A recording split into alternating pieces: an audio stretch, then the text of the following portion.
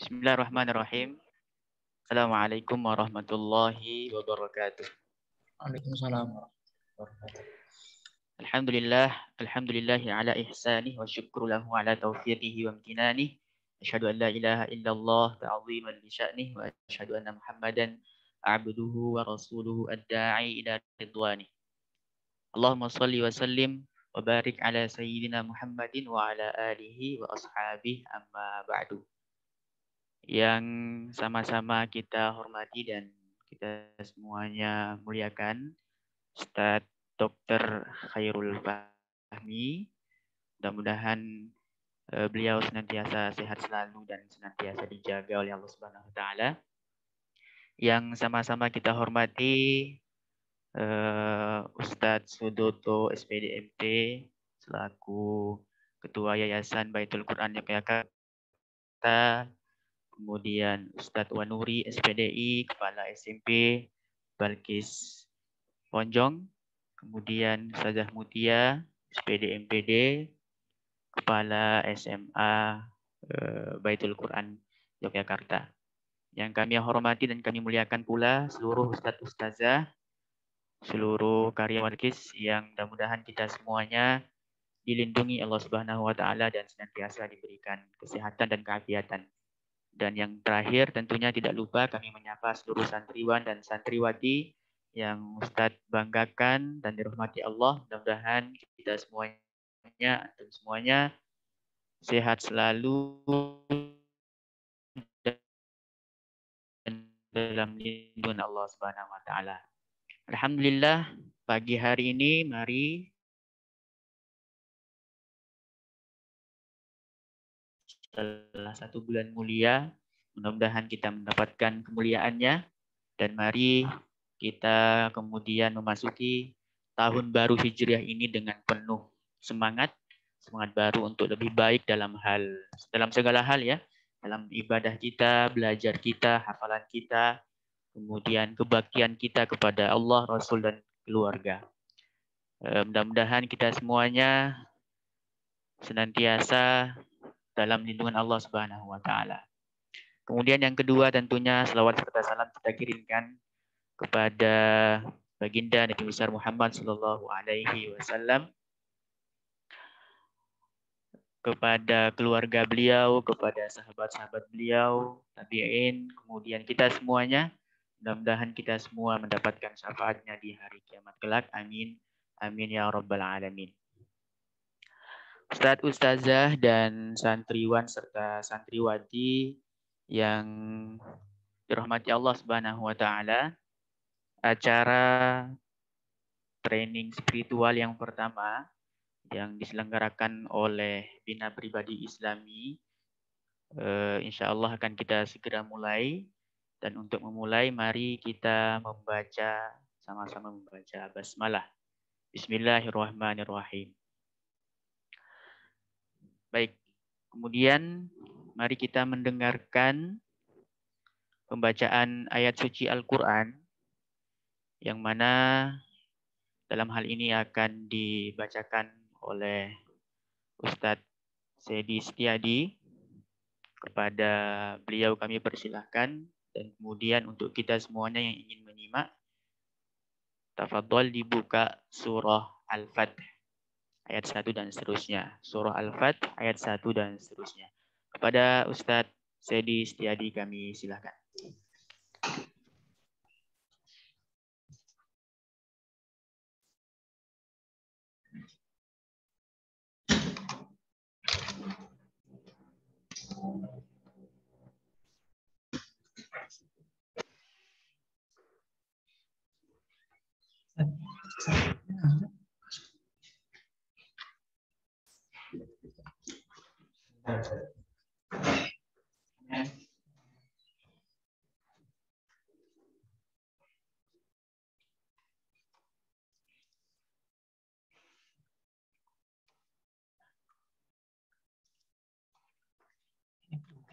Background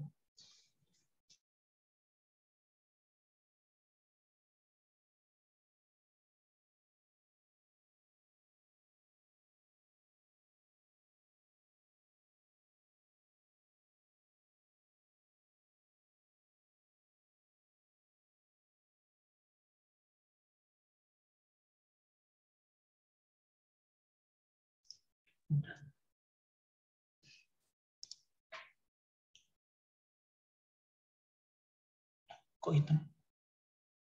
Hitam ya? Ini aja. Hah?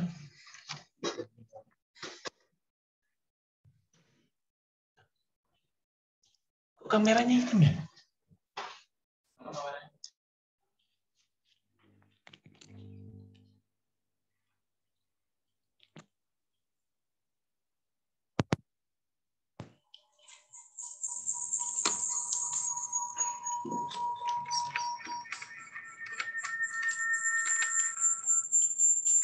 Assalamualaikum warahmatullahi wabarakatuh.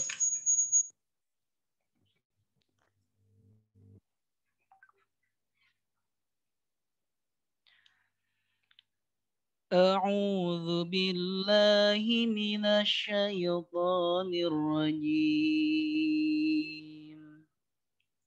Bismillahirrahmanirrahim. Inna fatahna laka fatham mubina liyaghfira laka Allahu ma taqaddama min dhanbika wa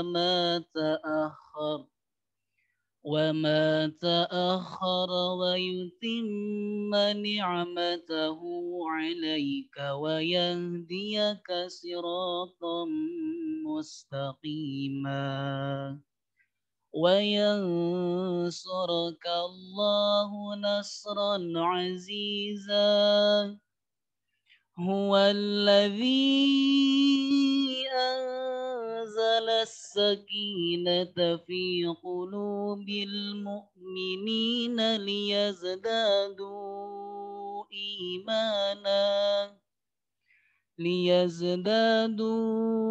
imanan ma'a imanihim walillahi junudus samawati wal ardh wa kana Allahu aliman hakima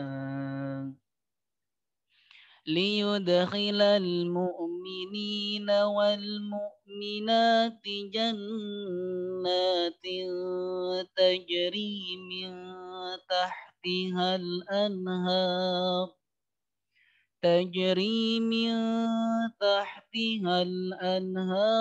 خالدين فيها ويكفر عنهم سيئاتهم وكان ذلك عند الله فوزا عظيما ويعذب المنافقين والمنافقات والمشركين والمشركات الظانين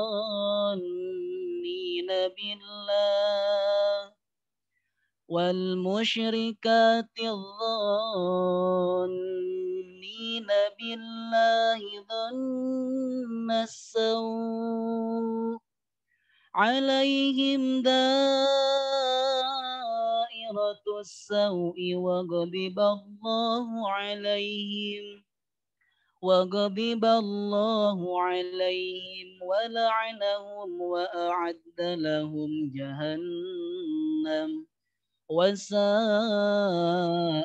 مصيرا ولله جنود السماوات والأرض وكان الله عزيزا حكيما إنا أرسلناك شاهدا ومبشرا ونذيرا لتؤمنوا بالله ورسوله وتعزروه وتوقروه وتسبحوه بكرة وأصيلا صدق الله العظيم. Akhirul kalam. Assalamualaikum warahmatullahi wabarakatuh.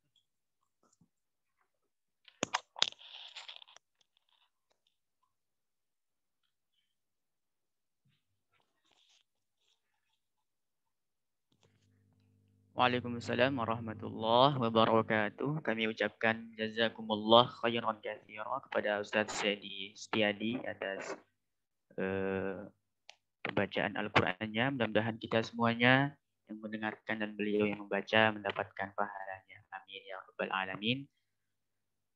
Ustaz, Ustazah, santriwan dan santriwati yang dirahmati Allah Subhanahu wa taala. Setelah ini insyaallah kita akan langsung kepada acara inti, yakni penyampaian materi. Tetapi sebelum itu, kami dari penanggung jawab BPI barangkali akan memberikan pengantar sedikit bahwa BPI atau Bina Pribadi Islami adalah salah satu ekstrakurikuler wajib yang ada di Balkis. Dan setiap santriwan dan santriwati wajib mengikuti. Dan alhamdulillah dalam semester ini kita sudah mengadakan beberapa pertemuan pekanan, ya, karena kami mengadakan pertemuan pekanan setiap hari Sabtu sore. Kemudian acara yang sama-sama kita ikuti hari ini adalah salah satu daripada program kerja daripada BPI yang mana training spiritual ini kita rencanakan 3 kali terlaksana untuk semester 1 ini ya. Dan ini adalah training spiritual yang pertama dan insya Allah nanti mudah-mudahan ada kesempatan untuk kedua dan yang ketiga. Maka dari itu kami dari penanggung jawab BPI mengucapkan jazakumullah khairan katsira yang sebesar-besarnya kepada Ustadz Dr. Khairul Fahmi yang telah menyempatkan waktunya, menyempatkan segalanya untuk kita semuanya berbagi ilmu, berbagi pengalaman kepada santriwan dan santriwati dan kita semuanya hari ini. Mudah-mudahan Allah Subhanahu wa taala membalas kebaikan beliau dengan kebaikan yang terbaik insyaallah.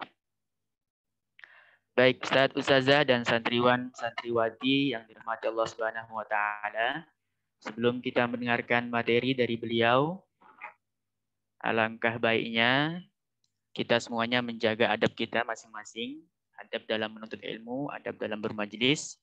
Untuk para santriwan dan santriwati, mohon tidak ada aktivitas lain dan tidak mengganggu jalannya acara. Tidak boleh ada aktivitas lain kecuali fokus terhadap materi, terhadap acara yang sama-sama kita ikuti hari ini. Baik, kemudian sebelum kami persilahkan, kami dari pembawa acara akan membacakan CV beliau. Ya. Kami akan membacakan CV beliau. Sebelumnya kami akan share screen.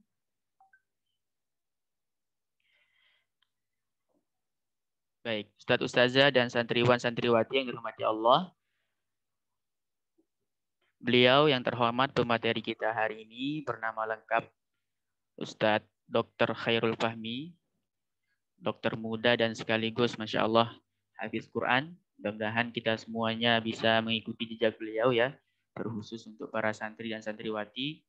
Dan terus terang saja kalau membaca CV beliau ini, Masya Allah kita langsung termotivasi ya, Masya Allah. Ya, mulai dari, ya sebentar.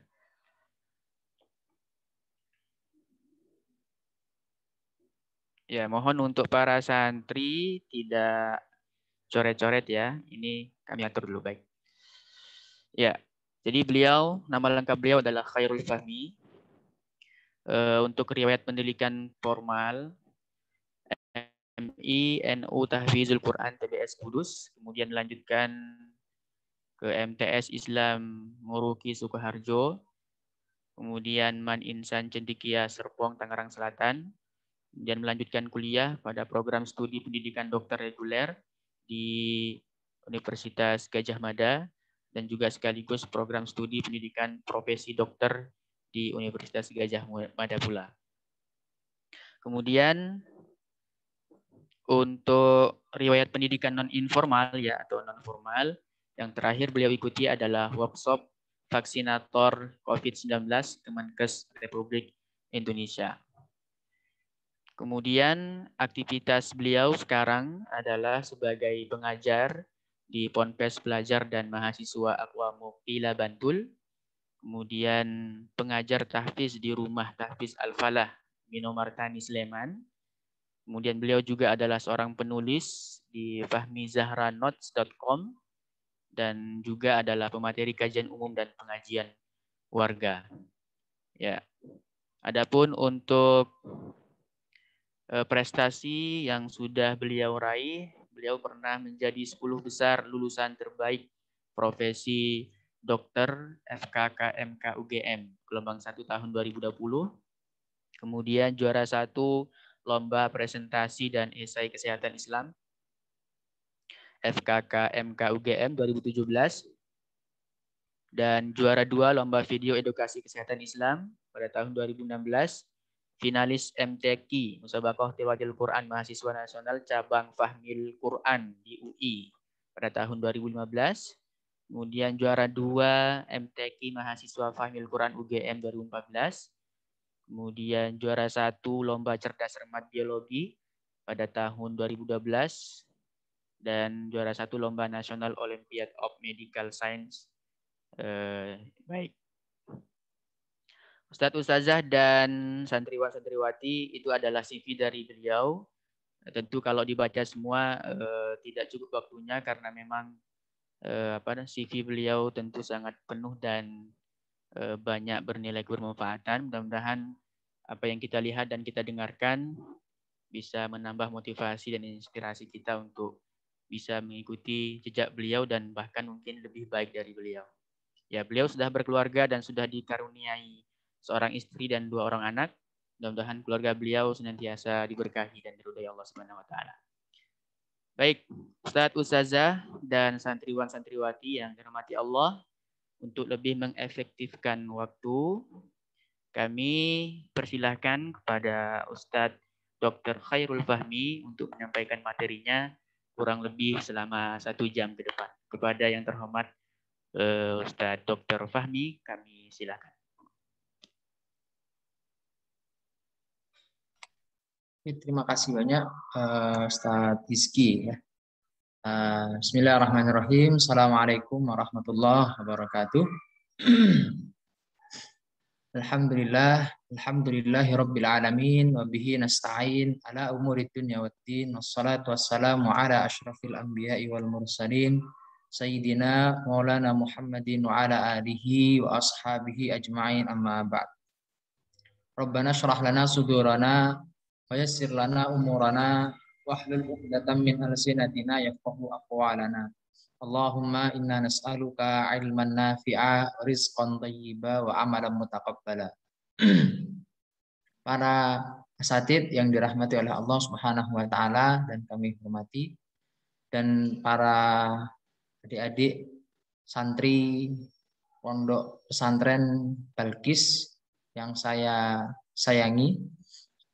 Alhamdulillah pagi hari ini kita bisa bertemu bersilaturahim ya, dalam suasana yang baik ya, dan suasana yang semoga kita mendapatkan kesehatan baik secara fisik jasmani maupun juga secara rohani ya. Jadi sehat badan dan juga iman kita ya, sehingga kita hadir dalam majelis ini dalam kondisi yang terbaik dan insya Allah nanti selesai juga membawa hasil yang terbaik. Tidak hanya sekedar membawa ilmu saja, tetapi juga membawa pelajaran-pelajaran dan hikmah-hikmah yang kemudian bisa kita jadikan bekal untuk kemudian beramal, untuk kemudian meningkatkan kualitas kepribadian kita. Amin ya rabbal alamin. Yang kedua, salawat serta salam marilah kita haturkan kepada suri tauladan kita Nabi Muhammad Shallallahu Alaihi Wasallam agar kita semuanya bisa mendapatkan syafaat dari Rasulullah Shallallahu Alaihi Wasallam kelak di yaumil akhir. Ya, karena yang menghubungkan kita dengan Rasulullah Shallallahu Alaihi Wasallam adalah salawat kita kepada beliau.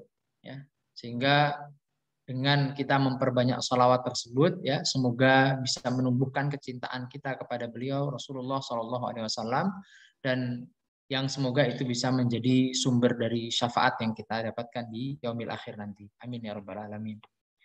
Para asatidz dan santri yang dirahmati oleh Allah Subhanahu wa taala, senang sekali rasanya ya saya bisa hadir di hadapan para asatid dan santri sekalian, ya.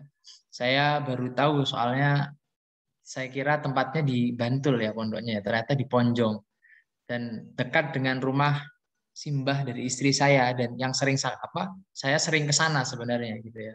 Cuman karena taunya kan pondok Baitul Quran gitu. Jadi nggak kenal kalau belum tahu kalau ternyata itu adalah pondok Balkis gitu ya. Ya semoga nanti insya Allah kalau kondisinya sudah bagus, insya Allah bisa silaturahim langsung ke pondok bersama-sama. Karena saya juga kalau sehat-sehat, kondisinya bagus juga sering silaturahim juga ke tempat simbah. Gitu nggih. Para asatid dan santri yang dirahmati oleh Allah Subhanahu wa taala, saya diamanahi oleh panitia untuk menyampaikan terkait bagaimana kemudian menjadi santri yang memiliki prestasi yang baik dan juga memberikan kontribusi yang maksimal di masyarakat kelak gitu ya. Kenapa? Karena kesan yang masih berkembang selama ini itu santri itu terkesan kolot gitu ya. Jadi kurang berwawasan begitu. Kemudian kumuh dan seterusnya. Nah, itu yang kemudian harus kita hilangkan stigma tersebut ya. Karena kenyataannya santri itu bukan orang yang seperti itu ya. Banyak kemudian para santri yang bisa memiliki prestasi yang baik ya, baik itu secara akademik ya maupun non akademik ya, dan juga memberikan kontribusi yang baik di masyarakat gitu ya. Sehingga ini yang kemudian harus dipahami bersama agar kemudian tidak muncul rasa minder gitu ya dari orang-orang yang semisal gitu ya. Kenapa begitu? Karena kalau boleh saya cerita sedikit ya. Saya dulu ketika SMP itu tinggal mondok kan di pondok pesantren Al Mukmin Ruki ya, di pondok pesantren Al Mukmin Ruki. Nah, di sana itu pelajaran umum seperti matematika, seperti fisika, kemudian biologi dan seterusnya seperti itu, IPS, IPA dan lain-lainnya itu sebenarnya sudah diperhatikan dengan baik gitu ya. Guru-gurunya juga mumpuni, kemudian materinya juga bagus, penyampaian materinya juga bagus dan seterusnya. Tetapi sayangnya masih banyak dalam benak para santri itu memahami bahwa ya kita ini mondok ya harusnya belajar ilmu agama, belajar ilmu-ilmu yang seperti itu ya secukupnya saja gitu ya.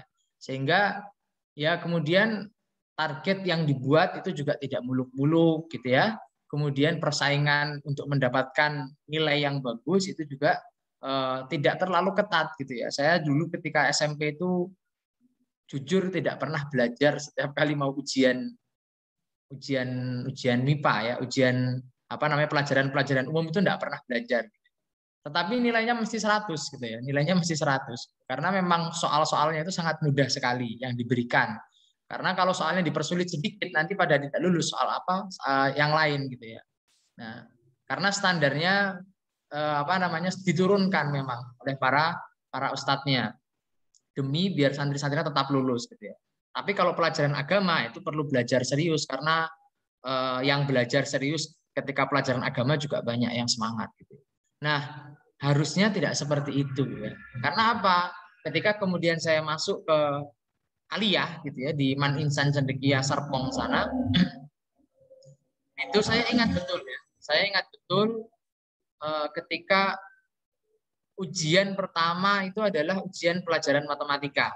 Ujian pertama itu adalah pelajaran matematika.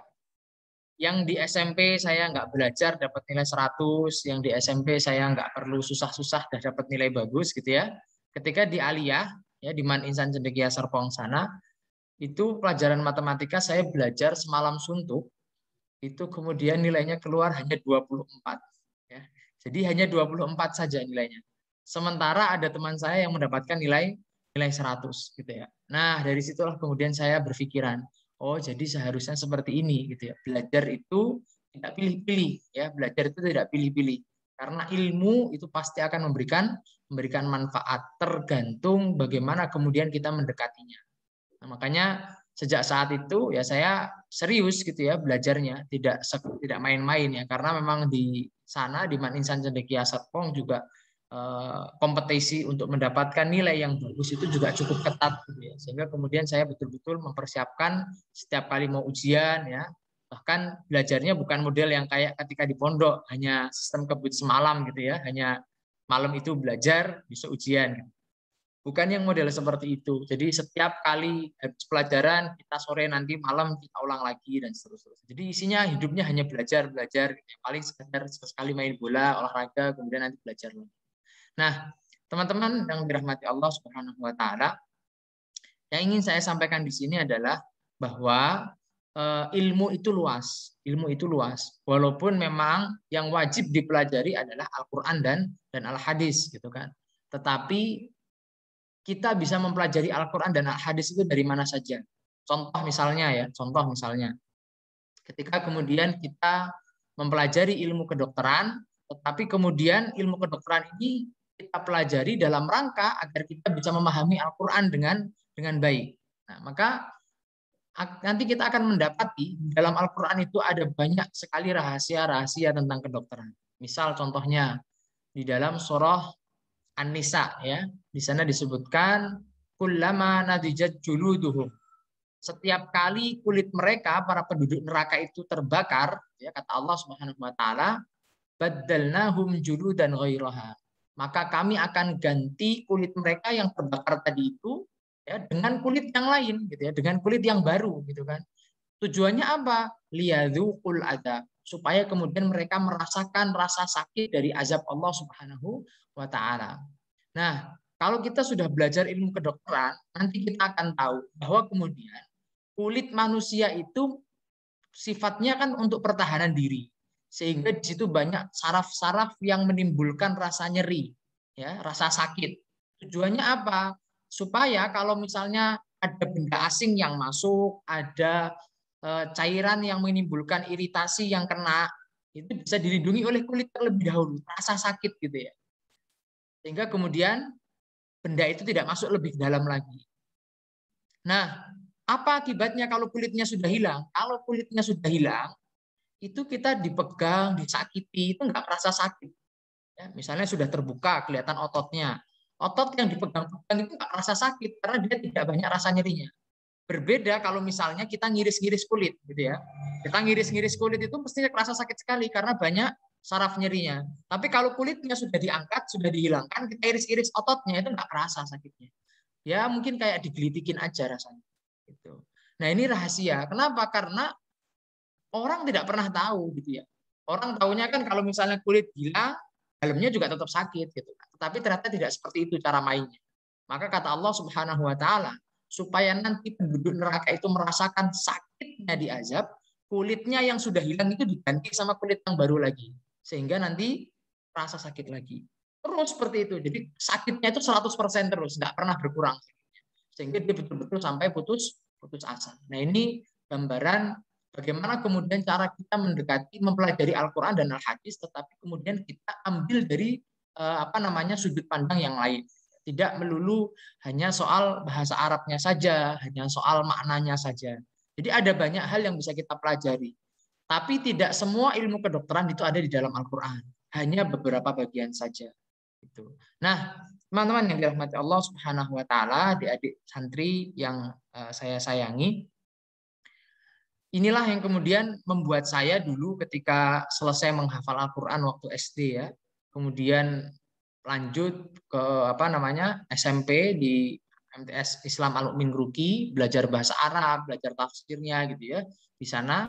Kemudian selepas SMA saya tidak memilih jurusan yang dalam tanda kutip sifatnya agama gitu ya, misalnya jurusan Al-Quran atau jurusan Kuliatul Quran atau mungkin misalnya jurusan tafsir Al-Quran, tafsir hadis dan lain-lainnya. Saya memilih untuk mengambil jurusan pendidikan kedokteran. Karena apa? Saya merasa bahwa saya mampu untuk mengambil itu, yang pertama. Yang kemudian kedua saya pikir adalah karena saya merasa ketika saya mengambil jurusan kedokteran, saya akan bisa memberikan manfaat yang lebih banyak bagi umat Islam. Gitu ya. Jadi prinsipnya di kontribusinya itu. Jadi setelah kita punya prestasi, ya, jadi di SMA ya dibangun prestasinya, kualitasnya gitu ya, sehingga kita bisa ngukur diri kita, oh kemampuan kita seberapa kuat sih, seberapa tinggi gitu kan. Nah setelah itu baru kemudian kita ambil mana jalan kontribusi yang bisa kita berikan gitu ya. Dan tidak harus semua orang mengambil kedokteran. Apakah salah kemudian ketika mengambil jurusan misalnya kuliatul Quran atau mungkin misalnya jurusan tafsir Al-Quran, tafsir hadis? Ya tidak salah juga gitu ya. Karena memang kemampuan orang untuk berkontribusi itu berbeda-beda. Ada yang memang fokusnya di sana, ada yang memang fokusnya di bidang yang lain dan seterusnya. Nah, saya memilih untuk fokus di bidang kedokteran. Sehingga kemudian saya ketika itu memilih untuk masuk kedokteran. Adik-adik yang dirahmati Allah Subhanahu wa taala, perjalanan itu tadi itu memang tidak bisa ditempuh dengan mudah ya. Dalam arti dulu menghafal Al-Quran, kemudian selesai menghafal Al-Quran, mempersiapkan diri agar bisa masuk ke kedokteran, itu bukan jalan yang mudah ya. Jadi kalau boleh dibilang dulu ketika di pondok itu memang dibiasakan hampir 24 jam itu untuk belajar ya. Jadi misalnya ketika di Mat Insan Cendekia itu biasanya saya dari pagi ya, pagi bangun sebelum subuh, kemudian nanti murojaah sejenak, kemudian nanti habis subuh ada pengajian rutin, pengajian kitab ya dari pengampu asrama, kemudian setelah itu nanti sekitar setengah 7, jam 6 kita makan pagi, mandi, beres-beres, jam 7 berangkat ke sekolah. Sekolah di asrama, di asrama juga. Kemudian nanti sampai sore, asar gitu ya. Asar selesai, habis asar biasanya nanti kalau tidak ada kegiatan kita olahraga, main bola, basket atau apa. Kemudian kalau ada kegiatan biasanya urusan organisasi sampai habis maghrib nanti ada sekolah malam. Sekolah malam itu isinya pelajaran-pelajaran agama. Jadi pelajaran Quran hadis, akidah akhlak, fikih seperti itu ketika malam hari sampai sekitar jam setengah 8, kemudian sholat isya. Setelah itu nanti langsung lanjut belajar malam, mengerjakan tugas-tugas, biasanya baru tidur sekitar jam 11, jam 12 malam. Nanti tidur sejenak, pagi sudah bangun lagi. Jadi dulu ketika di Insan Cendekia itu rutinitasnya seperti itu, kurang lebih. Kalau di Pondok Al-Mumin Nurki juga kurang lebih sama, dan seterusnya. Intinya hampir sebagian besar waktu ketika itu, yaitu memang digunakan untuk belajar. Dan Alhamdulillah sampai sekarang juga masih nggak jauh berbeda seperti itu. Nah, yang ingin saya sampaikan di sini adalah bahwa masa muda itu adalah masa yang jangan pernah disia-siakan, masa yang paling krusial gitu ya.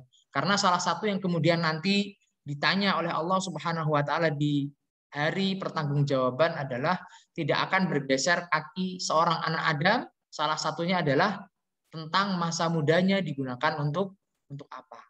Ini menjadi pertanyaan bagi kita gitu ya. Karena saya yakin ya, adik-adik di sini kan kalau semuanya sudah SMP paling muda ya, yang paling junior kan masih SMP kelas 1 ya. Itu kan usianya pasti sudah di atas 12 tahun. Sementara kalau misalnya kita lihat dalam tradisi Arab gitu ya, tradisi Timur Tengah sana di mana Islam itu bermula. Kenapa kok Islam diturunkan di sana? Itu kan salah satunya karena memang tradisinya di sana itu bagus gitu ya, cocok untuk Islam gitu ya. Nah, kalau kita lihat yang disebut dengan pemuda ya, yang disebut dengan pemuda fata ya atau mungkin syab ya, syabun itu ya, pemuda itu dia usianya itu antara 11 sampai 15 tahun mulainya ya. Ada yang mengatakan 11 tahun, ada yang mengatakan 15 tahun. Nah, saya yakin berarti kan adik-adik sudah berada di usia tersebut gitu kan. Adik-adik sudah berada di usia tersebut. Sampai kapan? Sampai nanti menjelang usia 40, yaitu 30 atau 35 tahun. Jadi rentang usia anak muda yang disebut dengan pemuda pada zaman tradisi itu, tradisi Timur Tengah ketika itu di Makkah atau Madinah sana, di zaman Rasulullah SAW adalah anak yang berusia 10 sampai 15 tahun dengan rentang itu sampai usia 30 sampai 35 tahun. Jadi ada sekitar kurang lebih 20 tahun masa pemuda itu. Yang itu tidak bisa dibiarkan bersantai-santai saja, dibuang-buang percuma. Ya, kalau bisa malah digunakan untuk belajar. Kenapa begitu? Karena kalau kita lihat dalam kitab At-Tib dan fi Adab Hamalatil Quran karangan Imam An-Nawawi itu Di sana disebutkan di bagian penjelasan itu ada penjelasan tentang kata syekh ya. Jadi definisi dari kata syekh ya yang kita dengar biasanya adalah syekh itu ya. Syekh itu per definisi bahasanya kan orang tua artinya. Kalau kita lihat per definisi bahasa syekh artinya orang tua, yang dimaksud dengan syekh itu adalah orang yang telah berusia di atas 40 tahun ya. Orang yang sudah berusia di atas 40 tahun. Sehingga semua orang yang berusia di atas 40 tahun itu boleh disebut sebagai syekh. Ya, paham ya? Nah, tapi ada orang yang dia belum mencapai usia 40 tahun, ya, mungkin masih kecil, bahkan masih 8 tahun, masih 10 tahun, masih 12 tahun, tetapi dia sudah dipanggil syekh, gitu ya. Sudah dipanggil orang tua. Kenapa kok bisa seperti itu? Karena dia punya keutamaan, punya ilmu, punya kemampuan yang setara dengan orang tua. Contoh misalnya, anak kecil masih SMP, umur masih 13 tahun, 14 tahun, 15 tahun. Tetapi sudah bisa berpidato di mana-mana. Sudah bisa menjelaskan Al-Quran, hafal Al-Quran, misalnya seperti itu. Kan kemampuannya bisa setara atau lebih baik dari orang-orang kebanyakan di usia 40 tahun. Maka yang seperti itu dalam tradisi di Timur Tengah sana juga disebut sebagai syekh. Nah, yang ingin saya sampaikan di sini adik-adik yang dirahmati Allah Subhanahu wa taala, kenapa sih kok di usia pemuda, usia sebelum 40 tahun itu kita harus terus belajar, jangan membuang waktu. Karena ketika nanti kita masuk usia 40 tahun, ya, kita akan dipanggil syekh kapanpun dan dimanapun. Karena usia kita sudah 40 tahun. Dan kita pantas untuk diberikan kemuliaan atau kehormatan, dihormati oleh orang-orang. Ya, bayangkan kalau misalnya adik-adik tidak belajar, main-main aja, terus aja begitu santai-santai sampai usia 40 tahun. 40 tahun adik-adik dipanggil syekh, dihormati orang, tapi kelakuannya tidak pantas dihormati, ilmunya tidak pantas untuk dihormati, kapasitasnya juga tidak mumpuni. Kan nggak masuk semuanya, nggak cocok gitu ya. Nah, makanya tujuan kita belajar di sebelum usia 40 tahun itu adalah mempersiapkan diri agar nanti di usia 40 tahun itu kita betul-betul pantas dipanggil dengan sebutan syekh. Ya, tidak hanya pantas karena usia saja, tetapi juga punya kemampuan, punya ilmu, dan pantas untuk dihormati, bisa memberikan kontribusi yang bermanfaat untuk masyarakat di sekitar. Dan itulah kenapa Nabi Muhammad Shallallahu Alaihi Wasallam diangkat menjadi Rasul pada usia 40 tahun. Karena setelah usia 40 tahun, Nabi tugasnya menyampaikan wahyu, mengajarkan kepada orang lain, memberikan manfaat buat orang lain. Sebelum itu ngapain? Sebelum 40, ya belajar ilmunya. Ya, mulai dari belajar mengorganisasi masyarakat, ya, bikin hilful fudul, belajar mengorganisir anak-anak muda, belajar menggembalakan kambing, belajar kemudian berdagang, dan seterusnya. Semuanya itu dikerjakan dalam rangka bentuk proses pembelajaran.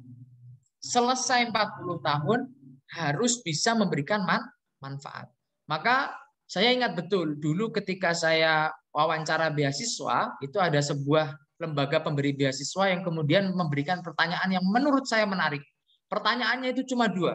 Yang pertama adalah, nanti kalau kamu mencapai usia 40 tahun, kamu mau jadi apa? Saya ditanya seperti itu.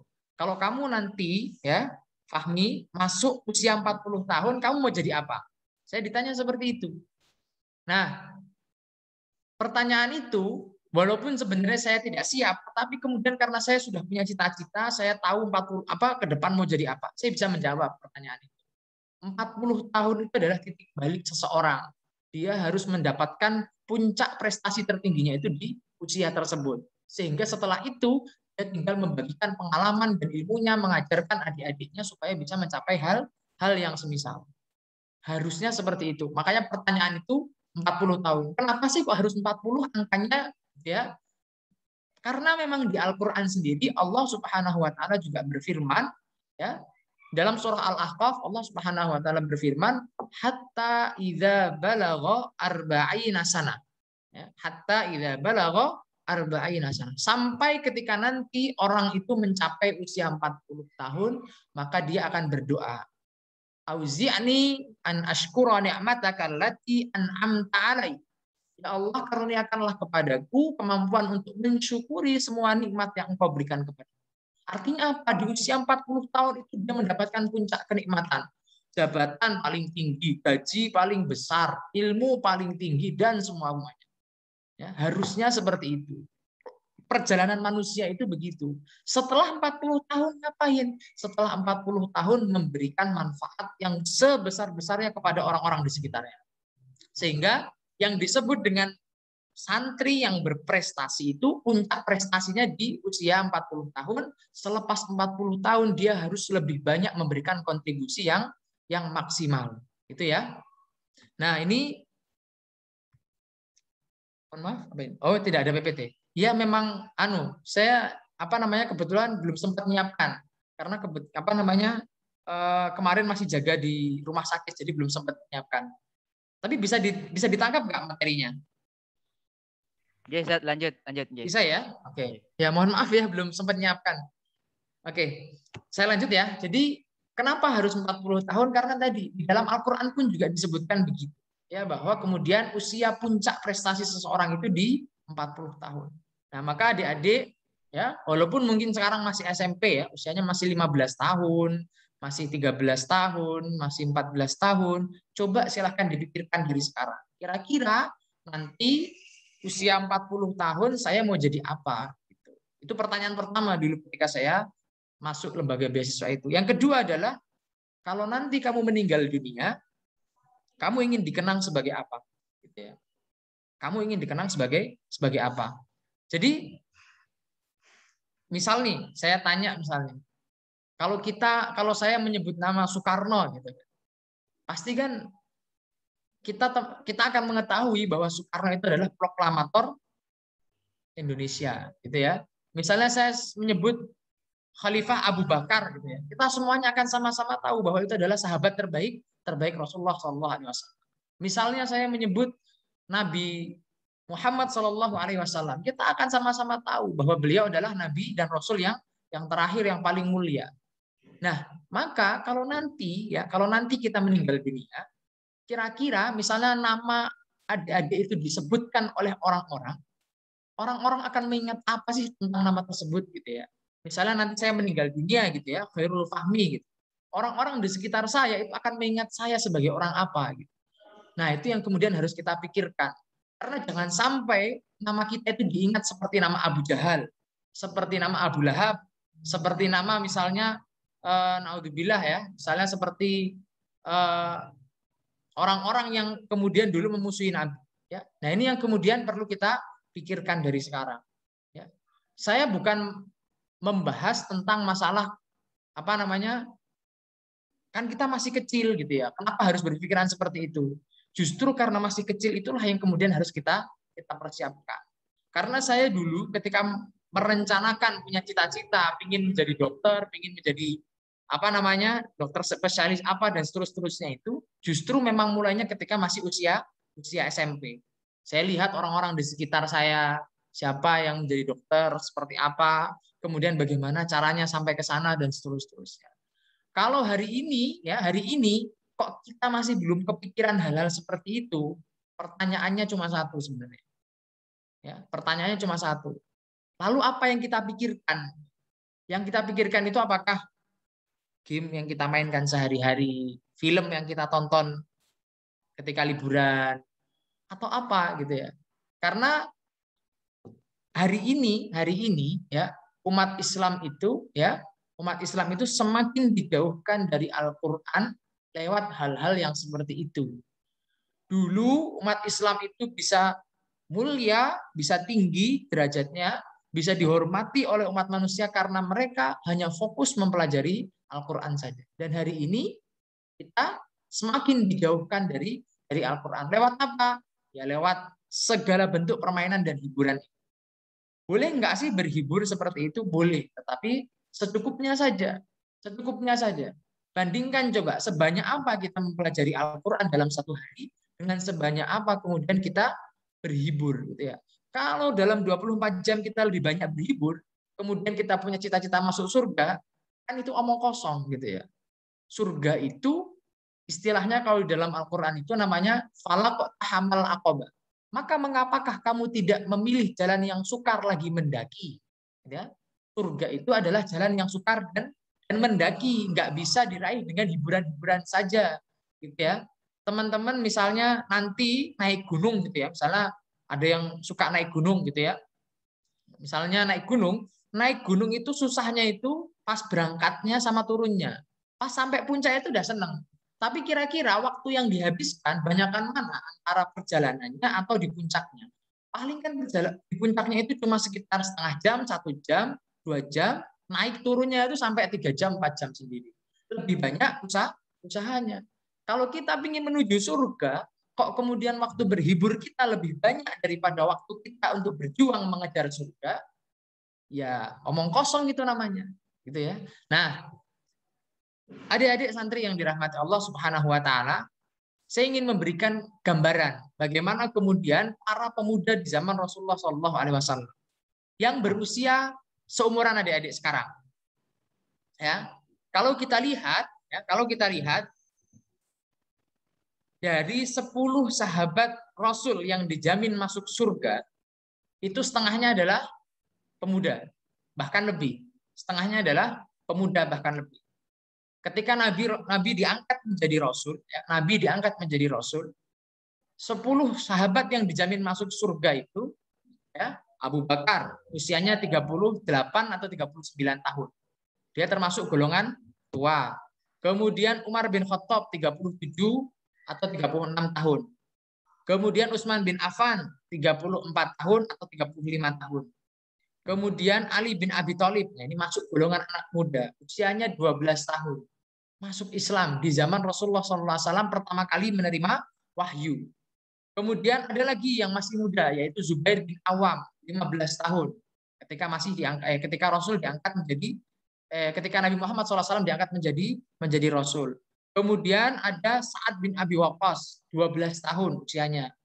Kemudian ada Sa'id bin Zaid, ya, usianya 18 tahun. Ini semuanya anak-anak muda, ya, dan mereka berada di barisan terdepan bersama Rasulullah SAW. Ada juga Abdullah bin Mas'ud yang ketika Rasulullah diangkat menjadi Rasul, usianya Abdullah bin Mas'ud itu masih 17 tahun. Ya. Mus'ab bin Umair 26 tahun. Anak-anak muda semuanya. Ya. Bahkan ada yang sebagian masih seumuran dengan adik-adik sekarang. Usia 15 tahun, 16 tahun. Masih seumuran itu semuanya. Nah, ini menjadi catatan buat kita. Sekarang kita ngapain gitu ya. Dulu di zaman itu Ali bin Abi Thalib usianya 12 tahun, seumuran kelas 6 SD, dia yang menggantikan tempat tidur Rasulullah SAW ketika hijrah.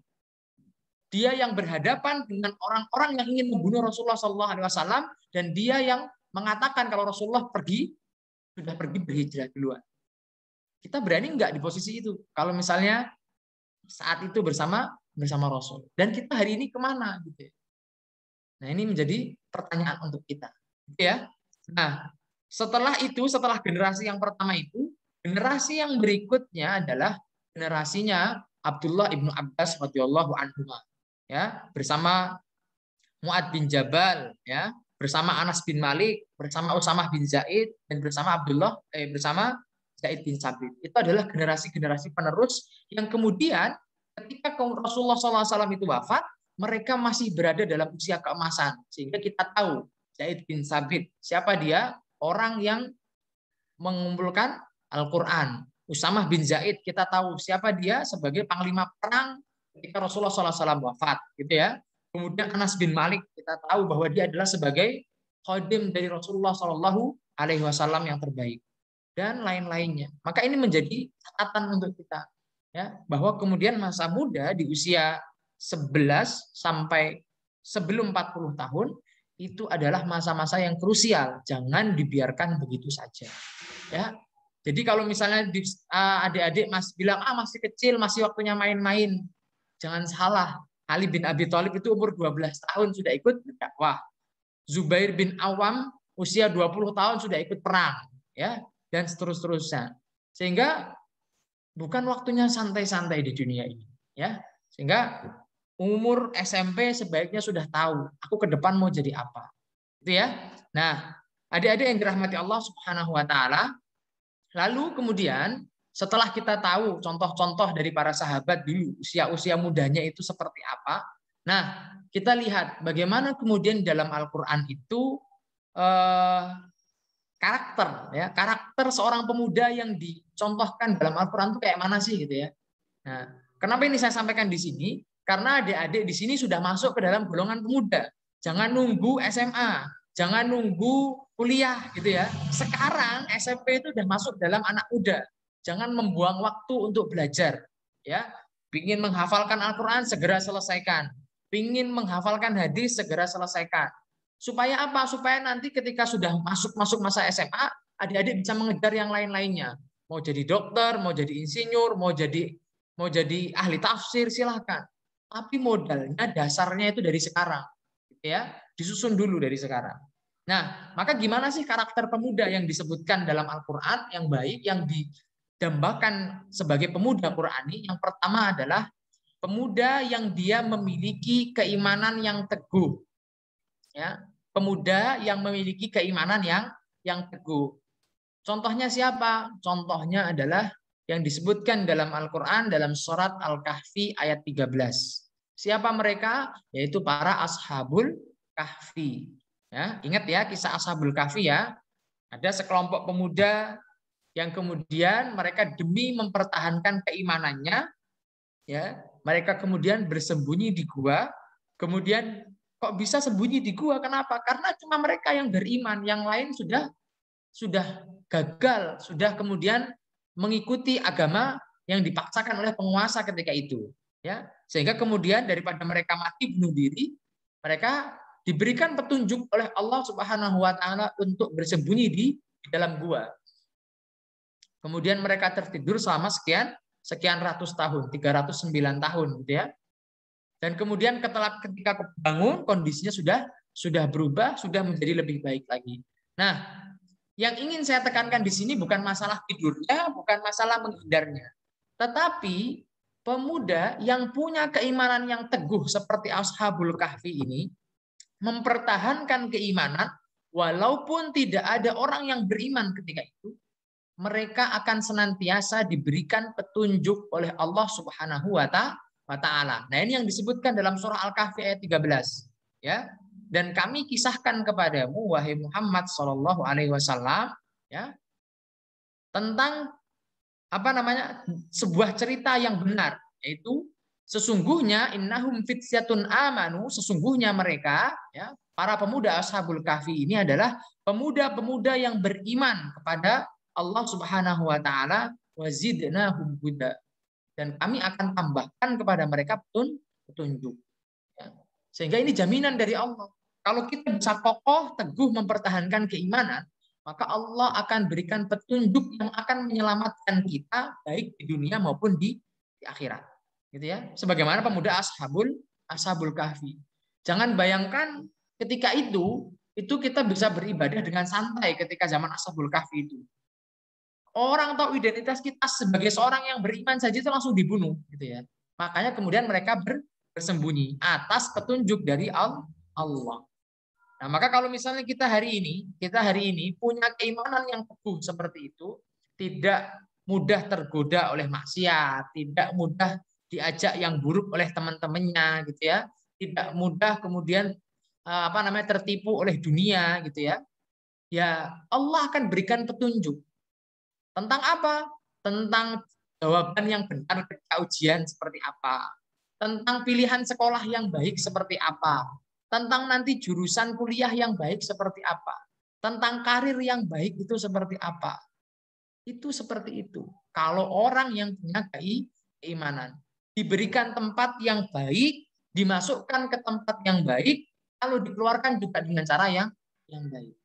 Ini prinsip pemuda yang pertama yang dia didambakan oleh Al-Quran, disebut sebagai pemuda Qurani. Yang pertama adalah harus punya keimanan yang teguh, yang kokoh, yang tidak mudah goyah, tidak pagi siang, pagi kedelai, sore tempe, gitu ya. Istilahnya orang Jawa kan kayak gitu ya.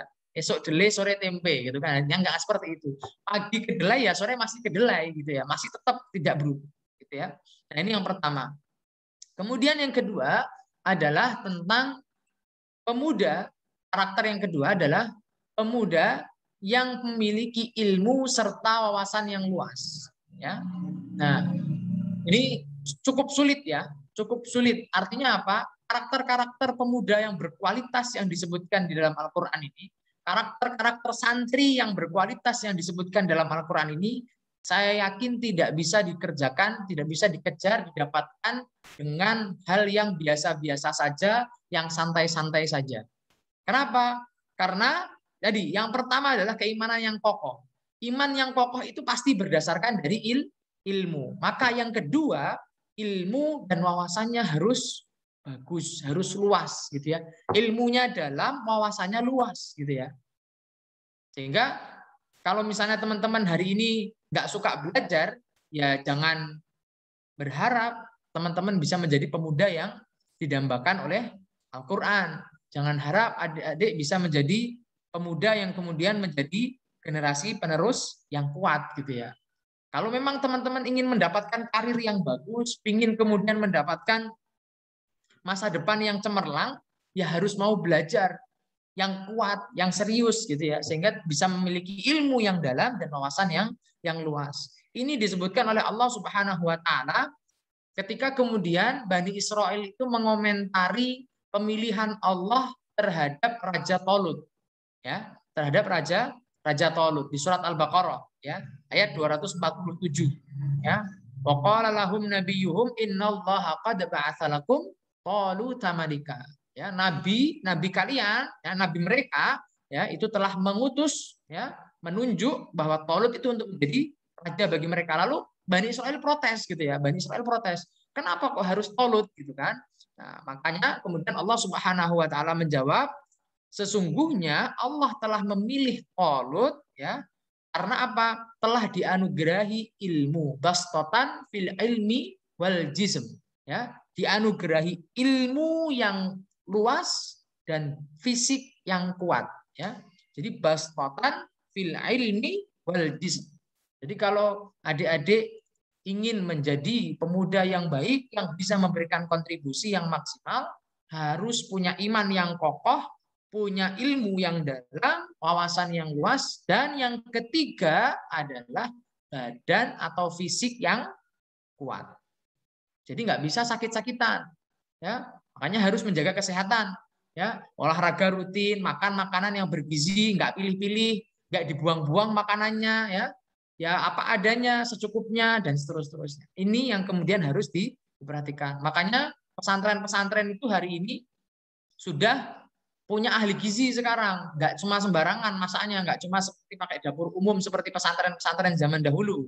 Pasti sudah ada ahli gizinya. Jadi makanan yang diberikan ke santri-santrinya itu sudah ada menunya, sudah ada takaran gizinya, gitu ya. Nah ini yang perlu diperhatikan. Kalau ingin membentuk santri pemuda yang berkualitas, iman yang kuat, teguh, ilmu yang luas, dan fisik yang kuat.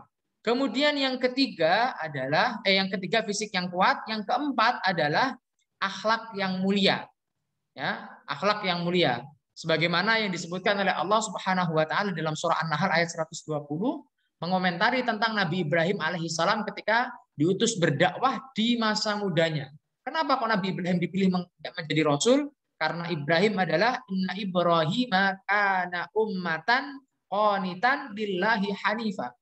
Sesungguhnya Ibrahim adalah pemimpin yang baik, ya, yang bisa dijadikan teladan, yang patuh kepada Allah Subhanahu wa taala dan memiliki hanif, ya, hati yang lurus dan lembut, ya.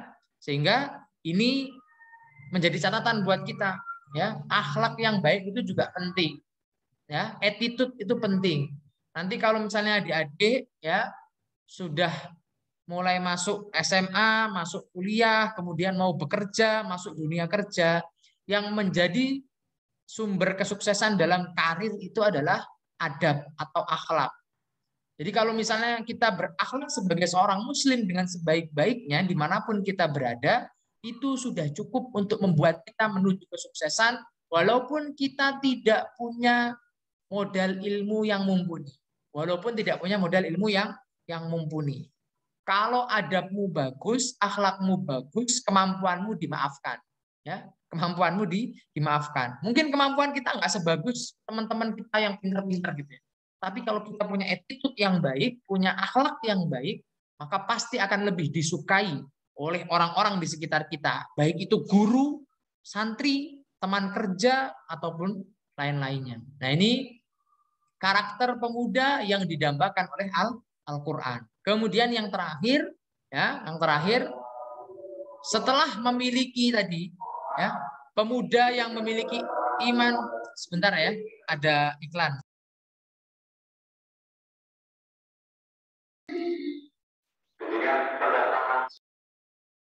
Masih kedengeran nggak? Ya, masih. Masih ya? Oke. Tadi soalnya ada iklan lewat. Jadi apa namanya? Saya mana tadi? Jadi kalau misalnya adik-adik santri-santri ingin menjadi santri yang berprestasi, maka pertama yang adik-adik harus perbaiki adalah imannya dulu. Imannya ini diperbaiki, hubungannya sama Allah diperbaiki. Karena ilmu itu dari Allah dan tidak akan diberikan kepada siapapun kecuali yang Allah izinkan.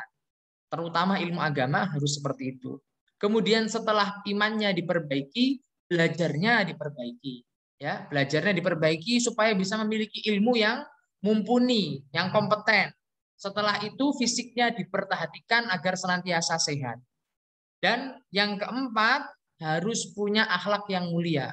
4 sifat unggul ini, iman, ilmu, kesehatan, dan akhlak, inilah yang menjadi modal untuk menjadi karakter yang kelima. Apa itu? Yaitu adalah harus memiliki kontribusi dan memiliki bersifat solutif, ya. Jadi pemuda itu bukan tempat untuk banyak mengeluh, minta uang jajan terus gitu ya.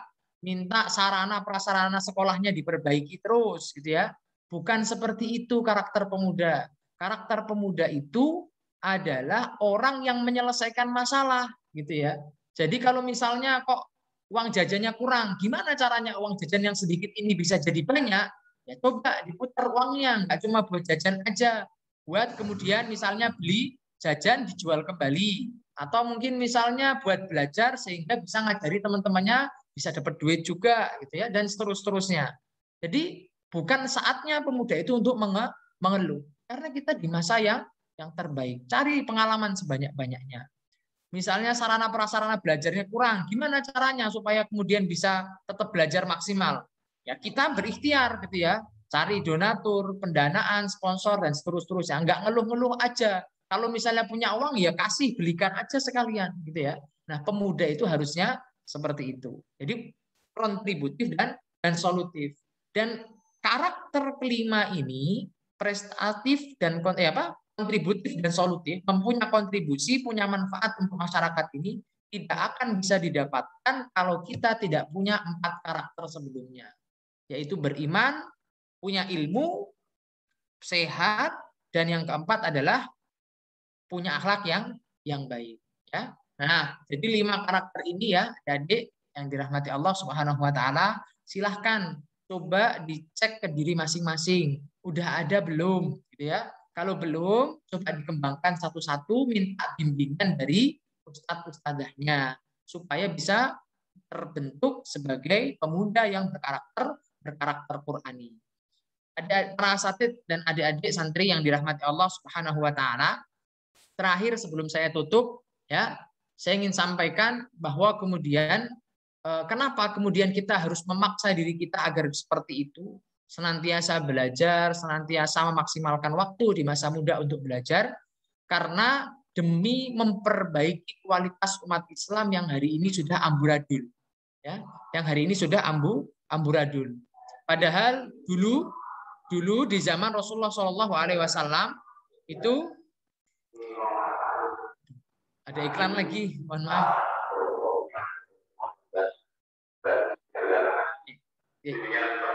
Sudah? Oke, lanjut ya. Jadi Islam pada zaman dahulu itu adalah agama yang mulia, umatnya itu adalah umat yang kuat, yang memberikan manfaat besar bagi orang lain gitu ya, dan sangat menghargai penghormatan terhadap sesama manusia gitu ya. Sehingga kalau misalnya Islam itu datang ke suatu wilayah, itu pasti mudah diterima karena dia menghormati warga lokal gitu ya. Tidak kemudian lantas asal menjajah dalam tanda kutip dan seterusnya. Tidak kemudian langsung berperang begitu saja. Ada adab-adabnya. Jadi tidak hanya sekedar memberikan manfaat, tapi juga punya akhlak dan adab yang baik gitu ya. Yang kemudian itu menjadi sumber kemuliaan umat Islam. Yang sampai-sampai dalam Al-Quran disebutkan dalam surah Ali Imran ayat 110, kuntum khaira ummatin, bahwa kalian umat Islam adalah umat yang terbaik gitu ya, yang pernah dilahirkan di muka bumi ini untuk manusia. Ukhrijat linnas. Kenapa bisa seperti itu? Karena yang pertama adalah selain punya karakter-karakter tadi, yang 5 hal yang kita bahas tadi, karena umat Islam itu punya ciri. Yang pertama adalah ta'muruna bil ma'ruf, senantiasa mengajak kepada kebaikan. Ya, mengajak kepada kebaikan dan keselamatan. Wa tanhauna 'anil munkar, dan mencegah kepada keburukan, kemungkaran dan kerusakan. Dan 2 hal itu ya, mengajak kepada kebaikan dan mencegah kepada keburukan tadi didasari dengan wa tu'minuna billah, beriman kepada Allah. Lihat ya, karakternya sama kurang lebih. Ya, kalau yang ini beramar ma'ruf nahi mungkar didasari dengan iman, yang 5 tadi dasar yang pertama harus dibentuk adalah iman yang kokoh gitu ya. Nah, maka ini menjadi PR bagi kita. Harusnya umat Islam bisa kembali menjadi umat yang terbaik. Jadi jangan pernah minder. Nanti kalau misalnya sudah kuliah, sudah sekolah, ketemu sama misalkan sudah tidak di Pondok Balkis lagi, ketemu sama siswa-siswa yang non muslim seperti itu, jangan pernah minder. Walaupun mungkin mereka nilainya lebih bagus, ya jangan kemudian kita lantas minder, wah aku nggak bisa kayak gitu. Harus bisa ngalahkan, harus bisa bersaing gitu ya. Karena apa? Dalam surah Ali Imran ayat 139, Allah Subhanahu wa taala berfirman, ya. Ada iklan lagi. Mohon maaf. Ya, ada orang keliling-keliling pakai halo-halo ini, jadi kedengeran nggak sampai sana suaranya? Dengaran sedikit kok Ustaz, bisa dilanjut. Ya. Tapi suara saya masih kedengeran ya? Iya. Oh ya sudah. Oke. Jadi Allah Subhanahu wa taala berfirman bahwa umat Islam itu adalah umat yang terbaik ya. Tadi yang pertama di surah Ali Imran ayat 110, yang kedua di surah Ali Imran ayat 139 ya. Wala tahinu, dan janganlah kamu bersikap lemah ya, minder gitu ya. Dan jangan pula kamu bersedih, wala tahzanu.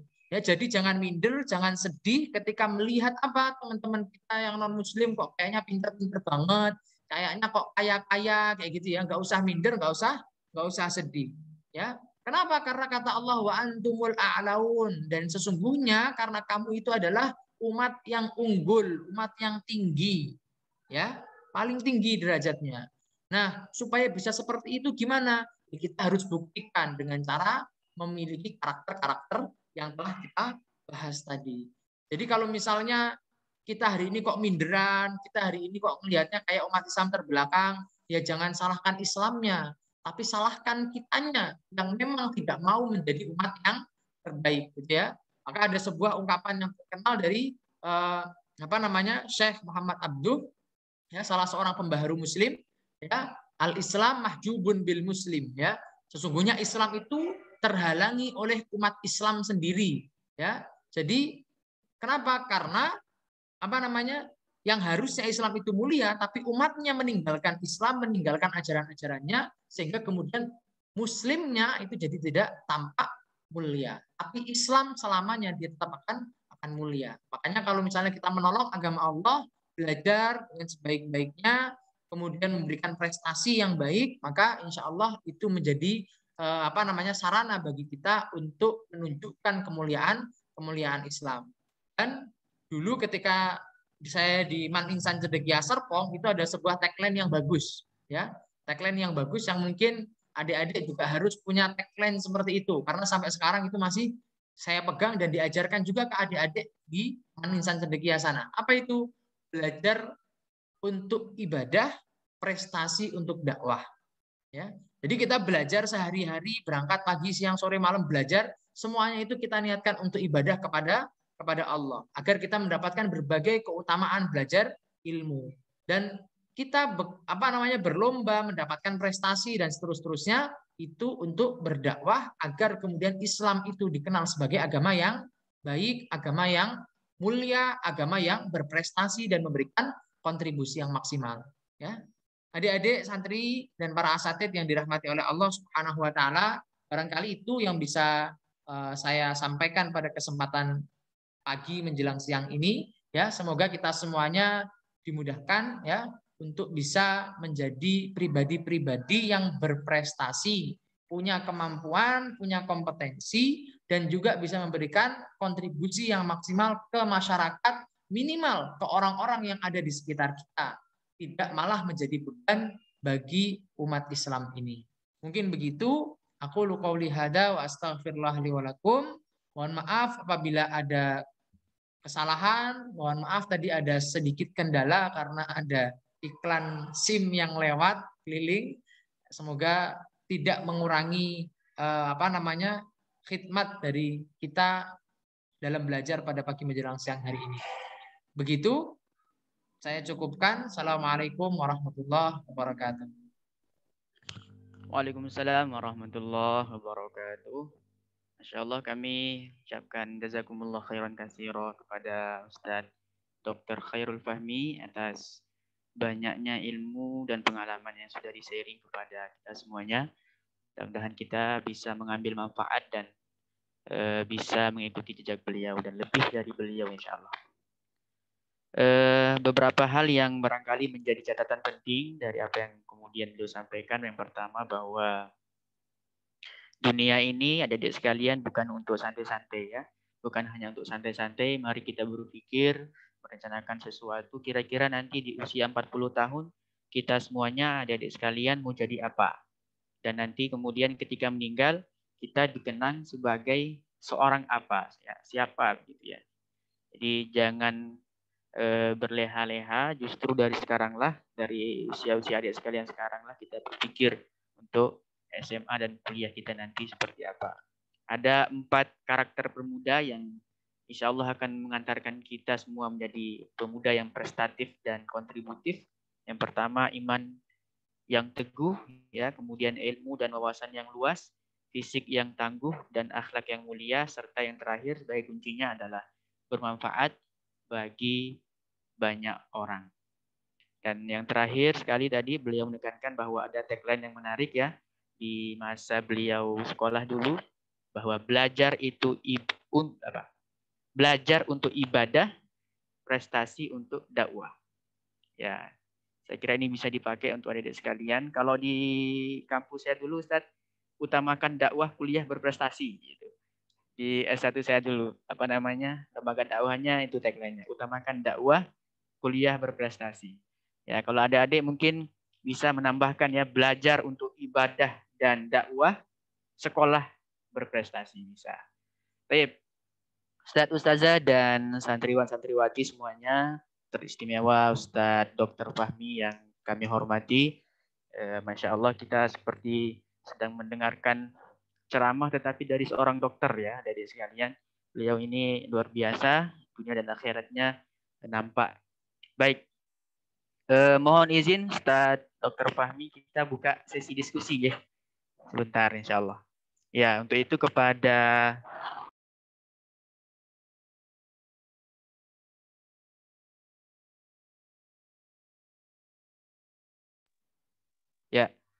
kepada santriwan dan santriwati sekalian yang ingin bertanya barangkali kami persilahkan baik secara langsung maupun melalui chat. Ya, saya ulangi, kita buka diskusi. Monggo dipersilahkan, tafadholu kepada seluruh santriwan-santriwati yang ingin bertanya. Untuk termin pertama, kami mempersilahkan 3 orang penanya. 3 orang penanya yang mau bertanya boleh raise hand atau langsung di chat, boleh ya. Siapa?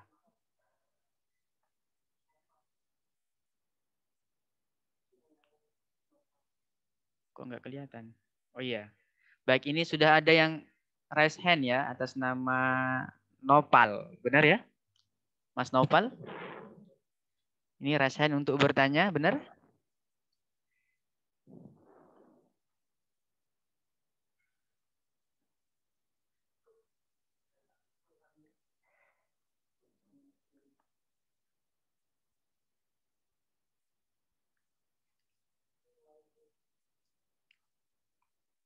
Sudah bisa ngomong semua ya?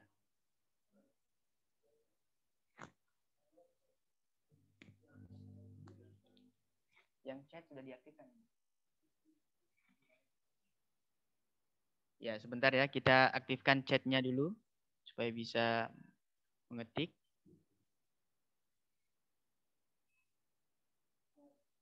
Ya. Adik-adik sekalian sudah bisa langsung mengetik ya di kolom chat. Kemudian yang mau bertanya langsung juga boleh. Diaktifkan aja deh. Ya. Ya. Ya, langsung saja ya Ustadz. Ini ada pertanyaan.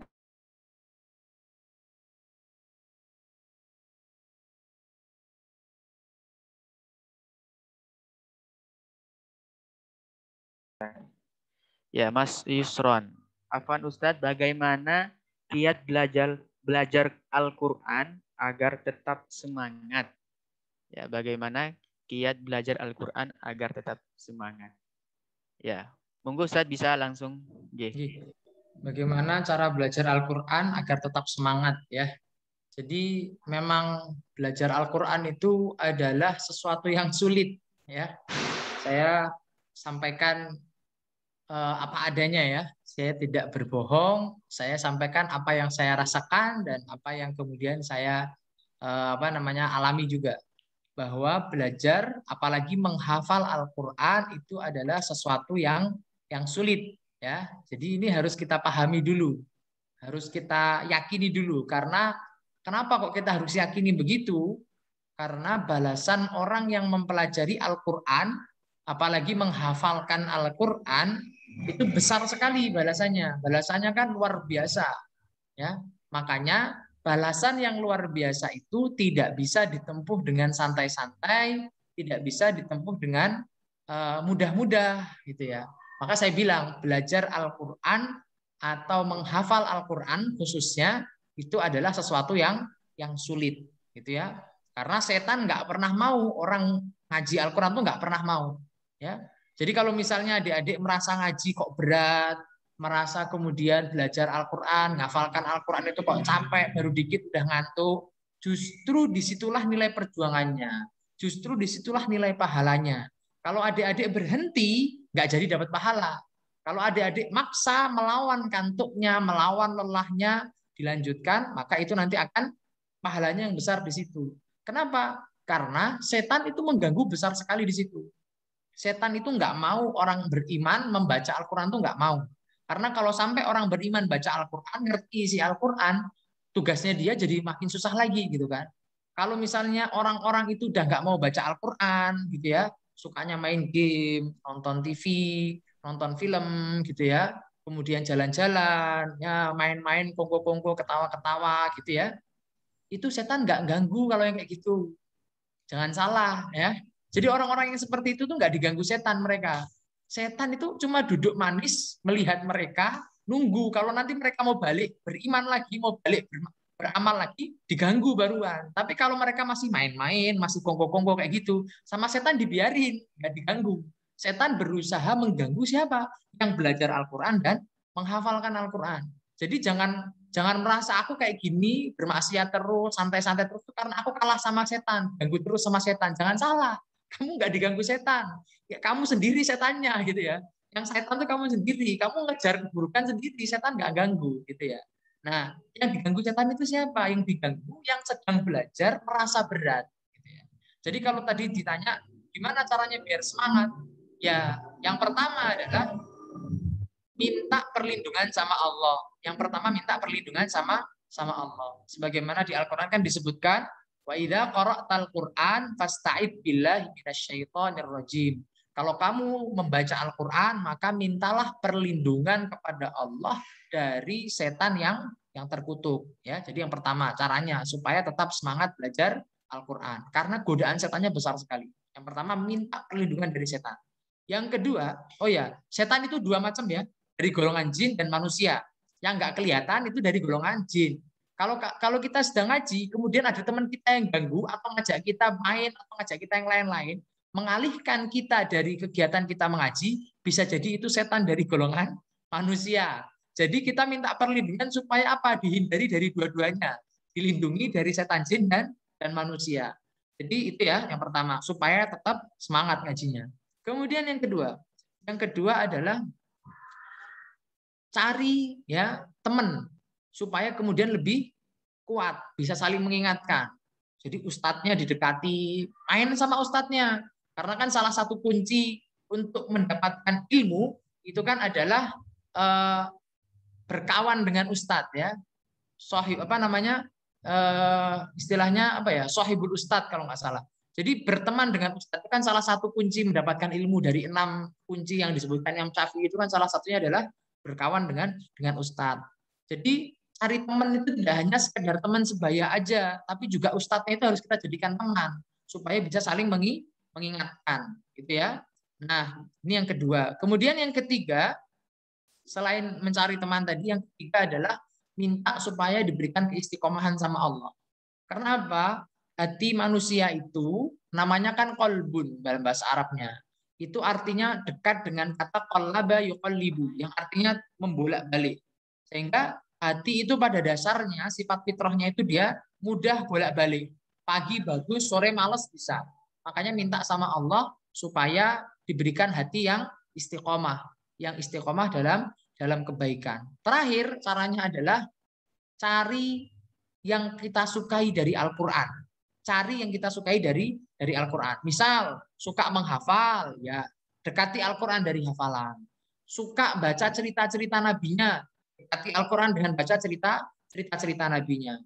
Suka mendengarkan murotal-murotalnya, misalnya ada ustadz atau mungkin syekh yang bacaannya bagus begitu, nggak apa-apa didengarkan aja daripada dengerin musik-musik gitu kan. Nah, mending dengerin murotal supaya kita jadi suka dengan Al-Qur'an. Misalnya suka baca tafsirnya, nggak apa-apa dibaca aja. Nanti lama-lama jadi cinta. Kalau sudah cinta, insya Allah semangat terus belajar Al-Qur'an. Sama halnya kalau kita lagi kasmaran, suka sama seseorang, pasti akan dikejar-kejar terus, nggak bosen-bosen. Ya, nah, makanya dengan Al-Qur'an itu cara menumbuhkannya sehingga kita senantiasa semangat gitu ya. Dan harus saling mengingatkan. Jadi 4 hal tadi ya. Yang pertama minta perlindungan supaya tidak digoda setan.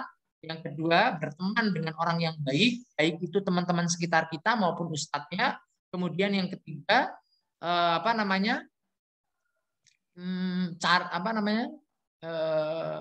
Apa tadi ya? Minta sama Allah supaya diberikan kemudahan. Yang keempat apa namanya?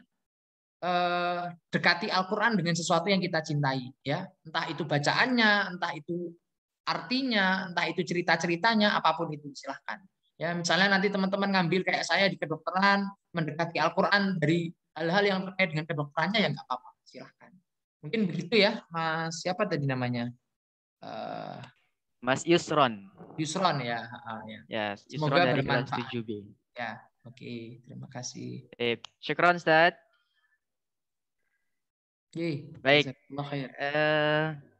Sangat menjawab ya saya kira ya Mas Yusron dan untuk semuanya. Terima kasih. Kemudian yang kedua, Ustadz mohon izin membacakan. Sebelumnya ini apa namanya karena waktu yang membatasi, jadi tidak mungkin adik-adik semuanya akan diakomodir ya pertanyaannya.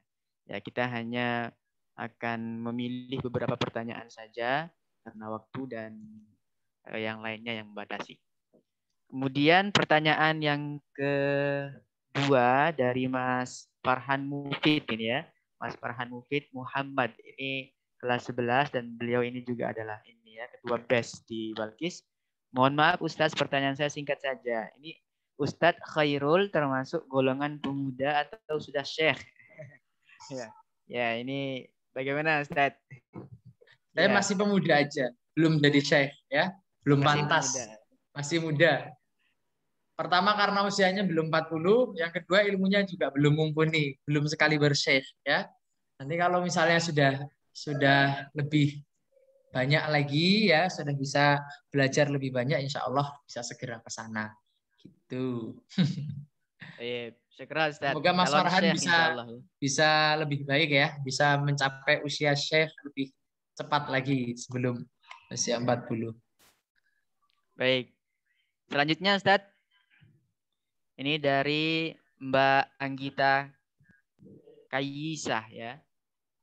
Ya, kira-kira apakah Ustadz memiliki kata-kata penyemangat tertentu yang dapat meningkatkan semangat belajar Al-Quran?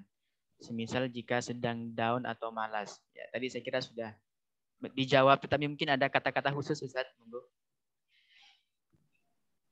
Oke, ya. Jadi saya punya nasihat singkat banget dari kiai saya dulu ketika saya masih di pondok, ketika masih SD ya. Jadi kiai saya itu punya pesan yang disampaikan secara turun-temurun oleh para santri. Jadi dari ustadznya ke ustadz lain turun-temurun.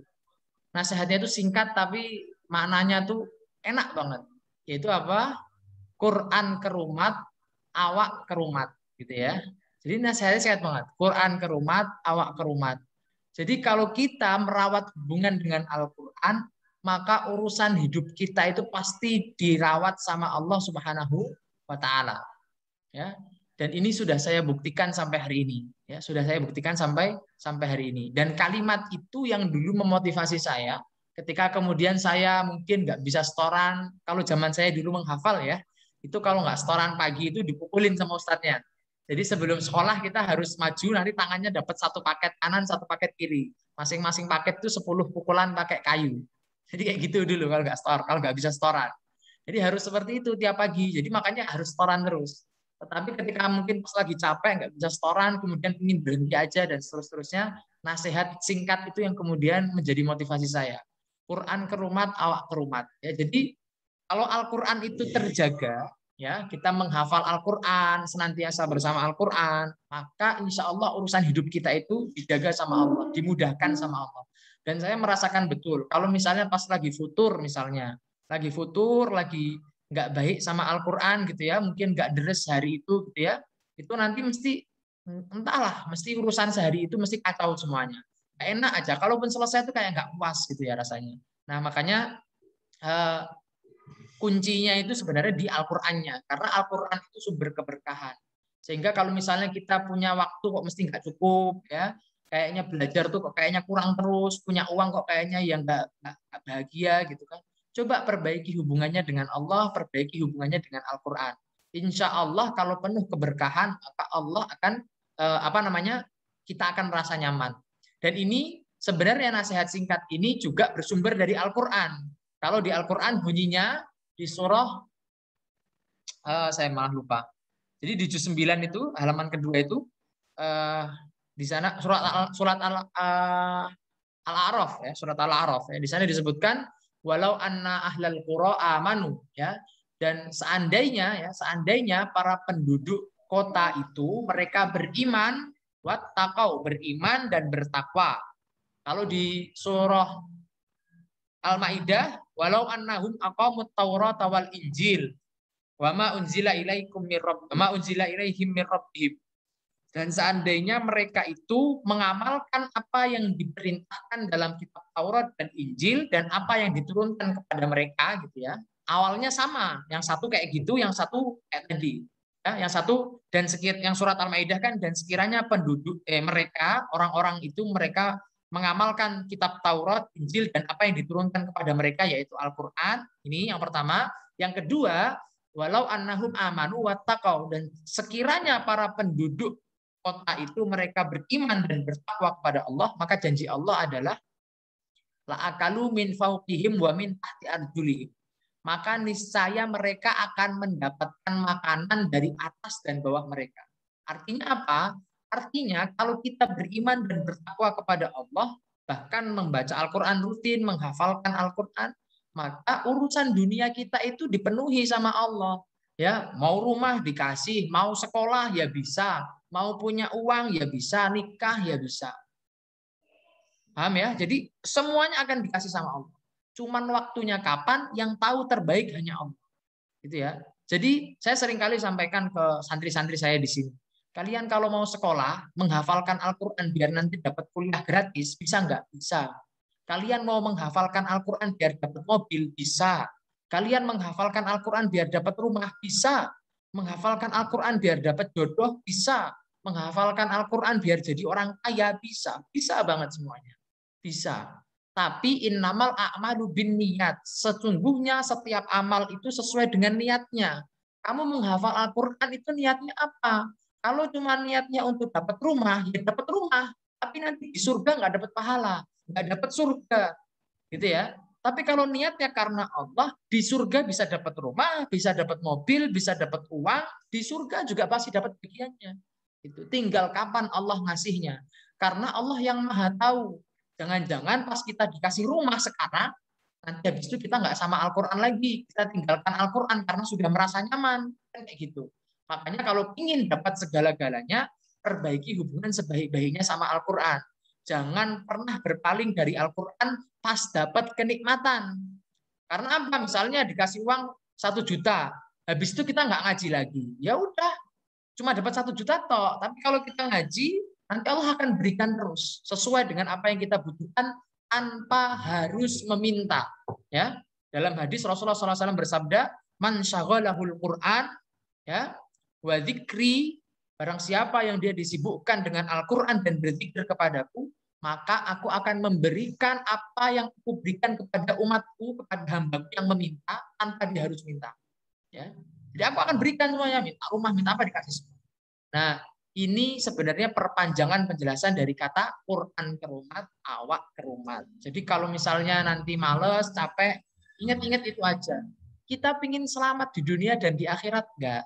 Kalau pingin ya sudah, pelajari Al-Quran, hafalkan Al-Quran, dekati Al-Quran. Insya Allah itu menjadi pegangan terkuat kita agar kita bisa selamat di dunia maupun di akhirat. Gitu ya, Mbak Anggita ya. Semoga bisa menjawab dan memberikan semangat kalau misalnya pas sedang down ya.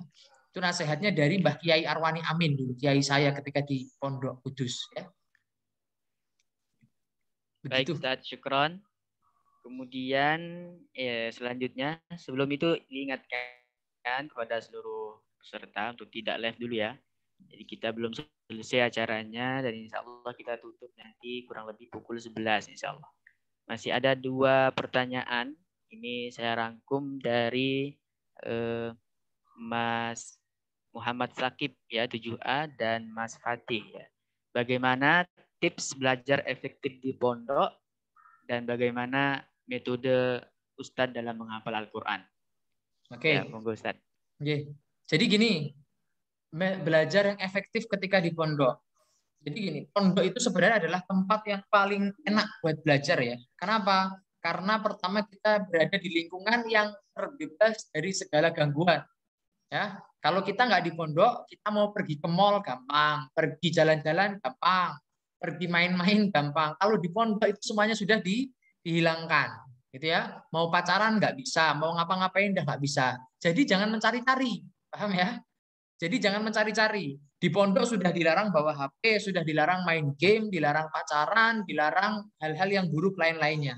Kalau kita masih mencari-cari, jangan bilang kita diganggu setan. Ya sih, kamu itu setannya berarti gitu ya. Jadi jangan kayak gitu. Jadi kalau sudah ditutup ya sudah, jangan dicari-cari. Oh itu keburukan ngapain dicari-cari gitu ya. Itu bukan karena kamu diganggu setan, tapi karena kamunya sendiri sedang ada setannya itu berarti gitu ya. Nah, makanya jangan mencari keburukan. Nah, kalau sudah dikondisikan seperti itu, ya sudah. Tinggal kita bagaimana memaksimalkan sarana itu untuk belajar. Gitu ya, sarana itu untuk belajar. Maka cara yang efektif gimana?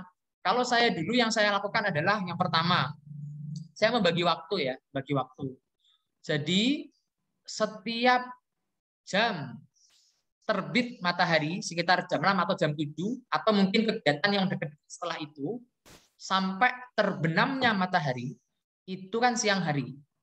Kalau di dalam Al-Qur'an itu kan bunyinya wa ja'alna an-nahara ma'asya, dan kami jadikan siang hari itu untuk mencari penghidupan. Ya, mencari penghidupan, untuk beraktivitas, untuk kemudian menghidupkan kita di dunia gitu ya. Maka di siang hari itu ya hampir sebagian besar waktu, enggak semuanya, itu saya gunakan untuk belajar ilmu-ilmu yang berkaitan dengan ilmu dunia, ilmu umum. Ya, di fisika dan seterusnya itu kita pelajari di situ. Kerjakan tugas juga sama. Sore hari kayak gitu dikerjakan di situ. Karena apa? Saya sudah berjanji ke diri saya sendiri. Belajarnya itu kalau ilmu seperti ini siang hari. Kalau mentok-mentoknya nggak cukup waktunya, baru kita tambah di malam hari. Ambil waktu belajar malam. Tapi kalau bisa, selesaikan di siang hari. Jadi malam santai. Lalu apa buat malamnya buat apa? Malamnya itu kan diperintahkan untuk beristirahat sebenarnya ya. Tetapi ya kalau kita lihat bagaimana Rasulullah SAW beristirahat, Rasul itu tidur ba'da isya. Ya, Rasul itu tidur ba'da isya. Nah, ini yang mungkin nggak biasa di kita. Nggak biasa banget, karena kita habis isya kadang masih ngaji dan seterusnya. Boleh nggak? Boleh aja, nggak apa-apa. Tetapi jangan terlalu larut malam ketika belajar. Jadi Rasul itu tidurnya ba'da isya sekitar jam 8, jam 9. Kemudian jadi isyanya itu diperpanjang. Jadi isyanya itu bukan jam isya dan isya itu bukan, tapi dimundurkan sampai sekitar jam 8 atau jam 9. Nanti kemudian bangunnya kapan? Bangunnya jam 12-an. Sekitar tengah malam bangun, kemudian nanti langsung sholat malam atau misalnya ngaji dan seterusnya itu jam segitu Rasul. Nah, dulu kalau saya biasanya malam hari itu pada maghrib, makanya kalau di Insan Cendekia kan modelnya sekolah malam, sekolah yang belajar tentang ilmu-ilmu agama. Jadi pelajaran agama yang pagi hari nggak cukup dimasukkan ke sekolah malam itu, gitu ya. Nah, jadi seperti itu, malam itu untuk ngaji, untuk belajar ilmu agama sampai mungkin sekitar jam 9 atau jam 10, kemudian kita tidur. Nanti bangun biasanya saya jam 3 atau jam 2. Nah, kemudian ngapain? Kemudian nanti langsung ya sholat, kemudian nanti nyiapkan hafalan, kemudian nanti ngerjakan tugas yang belum selesai. Habis subuh nanti setoran hafalan dan seterusnya. Seperti itu. Jadi pembagian garis besarnya sebenarnya adalah siang untuk ilmu dunia, malam untuk istirahat dan untuk ilmu agama. Tetapi tidak strict seperti itu. Sebagian besarnya aja. Kalau memang terpaksanya nggak bisa ya nggak apa-apa, nggak usah dipaksakan. Ya, jadi biar bisa efektif belajarnya, nggak tercampur-campur, fokusnya kita jelas gitu. Nah, mungkin itu ya salah satu tipsnya. Jadi bagi waktunya biar enak. Kemudian yang kedua, setelah membagi waktu, yang kedua adalah teman-teman harus punya sparring partner. Ya. Jadi coba carilah kira-kira jadi sparring partner itu teman yang sekufu, kemampuannya sekufu. Yang misalnya nilai kita 80, ya dia samalah 80 gitu ya. Misalnya dia 100, ya kita juga 100. Tapi jangan sampai cari teman yang lebih rendah. Misalnya saya nilainya 100, kemudian nyari temannya yang nilai 70 atau nilai 80, ya jangan yang kayak gitu. Jadi yang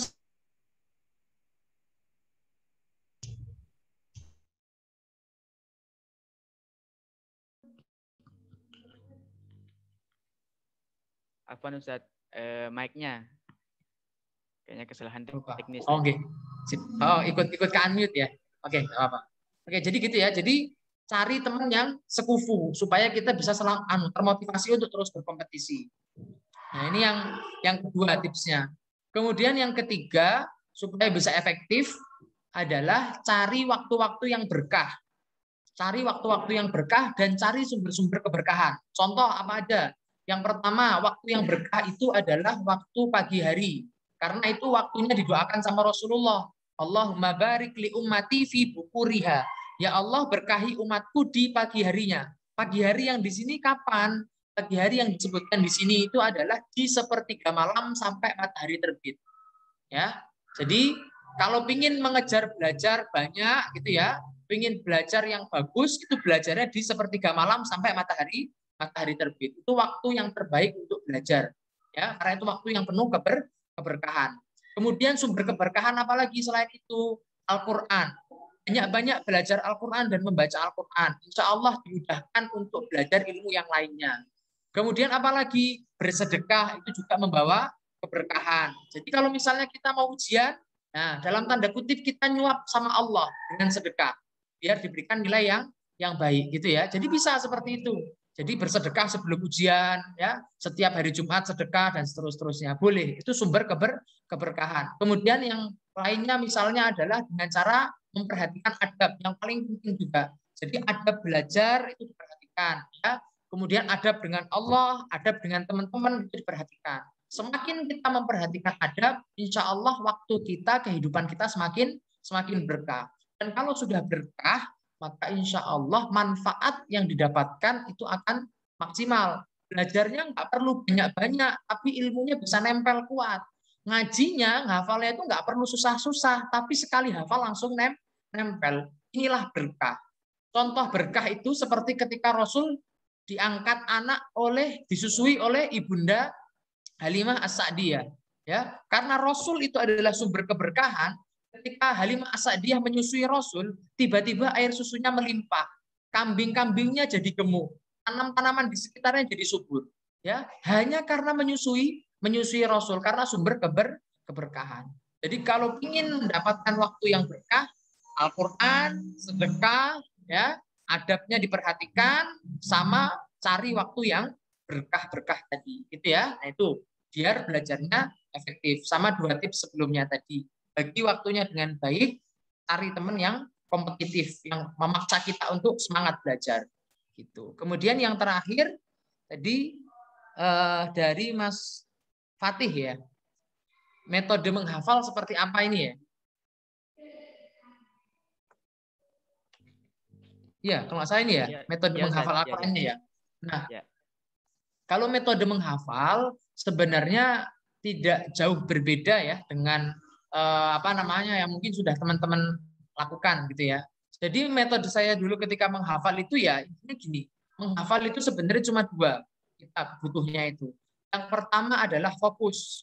Fokus itu artinya ketika kita mengaji itu kita menghadirkan pikiran kita di situ, kalau bisa bahkan menghadirkan hati kita di situ. Ya, karena memori ya, otak manusia itu menyimpan ingatan itu ada 2 macam. Ada ingatan jangka pendek, ada ingatan jangka panjang. Ya. Ingatan jangka pendek itu bisa kita dapatkan kalau kita apa? Kalau kita lakukan secara berulang-ulang. Ya. Jadi misalnya kita mau menghafal, kita baca Al-Qur'an itu 7 kali, 10 kali, kemudian 15 kali, lama-lama akan hafal. Tapi ini memori jangka pendek. Hafal pagi, sore mungkin udah lupa. Gitu ya. Supaya bisa ingat gimana supaya bisa jadi ingatan jangka panjang, hadirkan hatinya. Jadi pas menghafal Al-Qur'an, pelajari maknanya, kemudian kaitkan dengan kehidupan kita. Oh, kalau aku di dunia kayak gini, besok di akhirat aku bisa masuk surga enggak ya? Oh, kalau di surga besok balasannya kayak gitu. Aku ingin dapat yang kayak gitu dan seterusnya. Sehingga jadi memori jangka panjang. Itulah kenapa saudara-saudara kita di Palestina sana, mereka sangat cepat hafal Al-Quran. Khususnya kalau ayat-ayat yang dihafal itu terkait dengan peperangan. Kenapa? Karena mereka hidup dalam kondisi perang. Mereka melihat kondisi di depan mata bagaimana peperangan itu, gitu ya. Sehingga mereka cepat sekali hafalnya, nggak perlu lama-lama. Nah, makanya metode menghafal saya itu cuma 2. Prinsipnya fokus. Fokus itu menghadirkan pikiran, biar apa yang kita ulang itu bisa kita ingat. Yang kedua, kalau bisa menghadirkan hati, ya, sehingga nanti memori jangka pendeknya menjadi memori jangka panjang. Jadi yang pertama fokus, yang kedua mengulang, harus mau mengulang-ulang terus. Berapa banyak ngulangnya? Kalau saya diajari dulu ketika di pondok itu, ngulangnya itu 1000 kali. Ya, ngulangnya berapa kali? 1000 kali.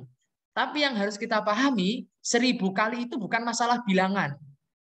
Teman-teman bisa ngitung 1000 enggak? Kan nggak bisa gitu loh. Jadi yang dimaksud dengan 1000 kali sebenarnya adalah ulang-ulang sampai kita nggak bisa ngitung. Jadi nggak usah dihitung, yang penting diulang-ulang terus sampai kapan? Yus terus nggak tahu sampai kapan. 1000 kali itu maksudnya kayak gitu. Jadi bukan kita ngitung 1000 kali gitu enggak. Ya, jadi karena kita nggak pernah bisa ngitung 1000 itu nggak mungkin. Ya, jadi artinya ulangi 1000 kali itu adalah ulangi tanpa batas. Pokoknya diulangi terus sampai kita nggak bisa ngitung lagi. Justru kalau kita masih bisa ngitung, misalnya baru 10 kali, 7 kali, itu berarti belum cukup. Itu berarti masih nggak hafalnya pasti hafal-hafal yang tadi memori jangka pendek. Kalau sudah diulang lebih dari 1000 kali, itu pasti sudah ingatan jangka panjang. Seperti saya hari ini misalnya, saya hafal dari dulu SD sampai sekarang pasti harus terus mengulang terus. Paling tidak sebulan sekali, 2 kali, 3 kali, bahkan kalau dulu bisa sampai 15 kali, tiap 2 hari selesai juga bisa. Nah, sampai sekarang sudah khatam sekian kali, saya udah nggak pernah bisa ngitung lagi. Makanya kalau misalnya tiba-tiba dites, ya mungkin masih bisa karena sudah berubah dari ingatan jangka pendek ke ingatan jangka panjang. Itu ya, Mas Fatih ya. Semoga bisa dipahami. Jadi nggak usah ribet mikir metodenya kayak mana. Yang penting dibaca, diulang-ulang, terus sampai nggak bisa ngitung. Insya Allah nanti lama-lama hafal sendiri. Dan menghafal Al-Quran itu bukan soal berapa lama waktu yang kita habiskan. Semakin panjang waktu kita habiskan untuk menghafal Al-Quran, insya Allah pahalanya semakin besar. Gitu ya. Jadi bukan cepet-cepetan. Kalau cepat selesai, habis itu nggak ngaji lagi, ya udah. Habis itu nanti nggak dapat pahala lagi kan. Hanya kalau bisa dinikmati aja prosesnya. Semoga bisa dimudahkan dalam menghafal Al-Quran dan menjadi ahli Quran. Amin ya rabbal alamin. Gitu. Amin ya rabbal alamin. Jazakumullah ya Ustaz dan santri semuanya ya. Sangat banyak pelajaran dan pengalaman yang kita dengarkan. Mudah-mudahan kita bisa mengambil manfaat sebanyak-banyaknya dan kemudian bisa mengaplikasikan dalam kehidupan kita sehari-hari. Kembali kami ucapkan terima kasih yang sebesar-besarnya kepada Ustaz Dr. Khairul Fahmi atas kesediaannya untuk mengisi dan sharing kepada kita semuanya hari ini. Mudah-mudahan Allah Subhanahu wa taala membalas kebaikan beliau. Terima kasih juga kepada seluruh santriwan dan santriwati, Ustazah Abi Umi yang sempat bergabung dan mohon untuk tidak lupa mengisi presensi. Presensi sudah ada di kolom chat, silahkan diisi supaya data kita tertib. Baik, sebelum kita menutup acara pada hari ini, satu informasi penting yang perlu kami sampaikan bahwa insya Allah acara Semarak Muharram kita akan dilanjutkan nanti malam ya. Jadi untuk seluruh santri, Abi Umi, Ustaz sekalian, nanti malam pukul 19.00 waktu Indonesia Barat atau Ba'da Isya, kita ada acara tausiah dan doa keselamatan yang insya Allah akan diisi langsung oleh yang terhormat Kiai Haji Dr. Muslih Abdul Karim MA, pengasuh pesantren Baitul Quran. Ya, mohon dipastikan kita semuanya bisa ikut dan berpartisipasi dalam kegiatan tersebut untuk memberkahkan Muharram kita. Baik, Ustaz Ustazah dan santriwan santriwati teristimewa Ustaz Dr. Fahmi yang kami hormati. Kita sudah berada di penghujung acara dan setelah acara ini ditutup, mohon untuk standby kamera karena kita akan mendokumentasikan. Ya, sekali lagi jangan keluar dulu. Ya, setelah ini kita akan dokumentasi. Baik.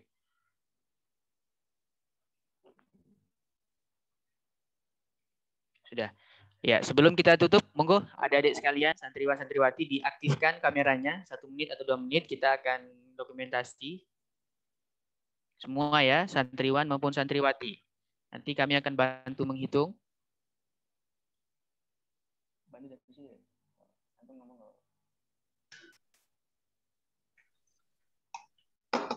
Silakan yang belum mengaktifkan kameranya, diaktifkan terlebih dahulu. Yang bisa pasang background yang sudah dipasang dulu. Yang kalau yang tidak bisa nggak apa-apa, nggak usah. Nggak ada suaranya. Ada suaranya nggak? Ada. Oke. Tahan posisi ya, tahan posisi. Tahan posisi sebentar, coba. Oke. Yang masih belum kelihatan mukanya.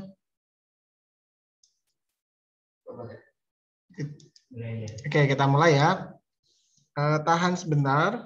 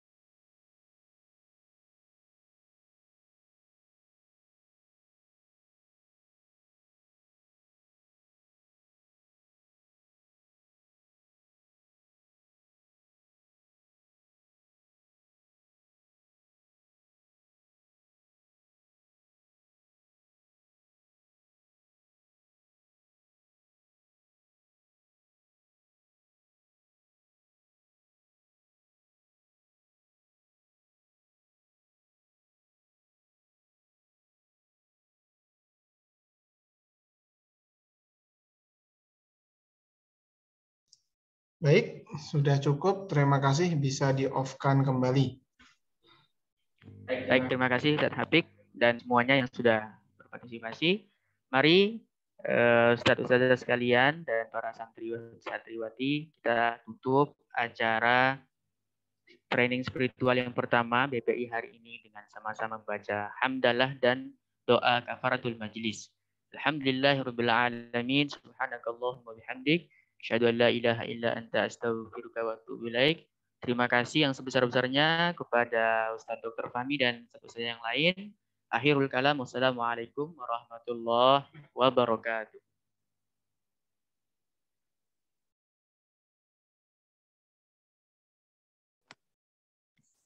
Terima kasih.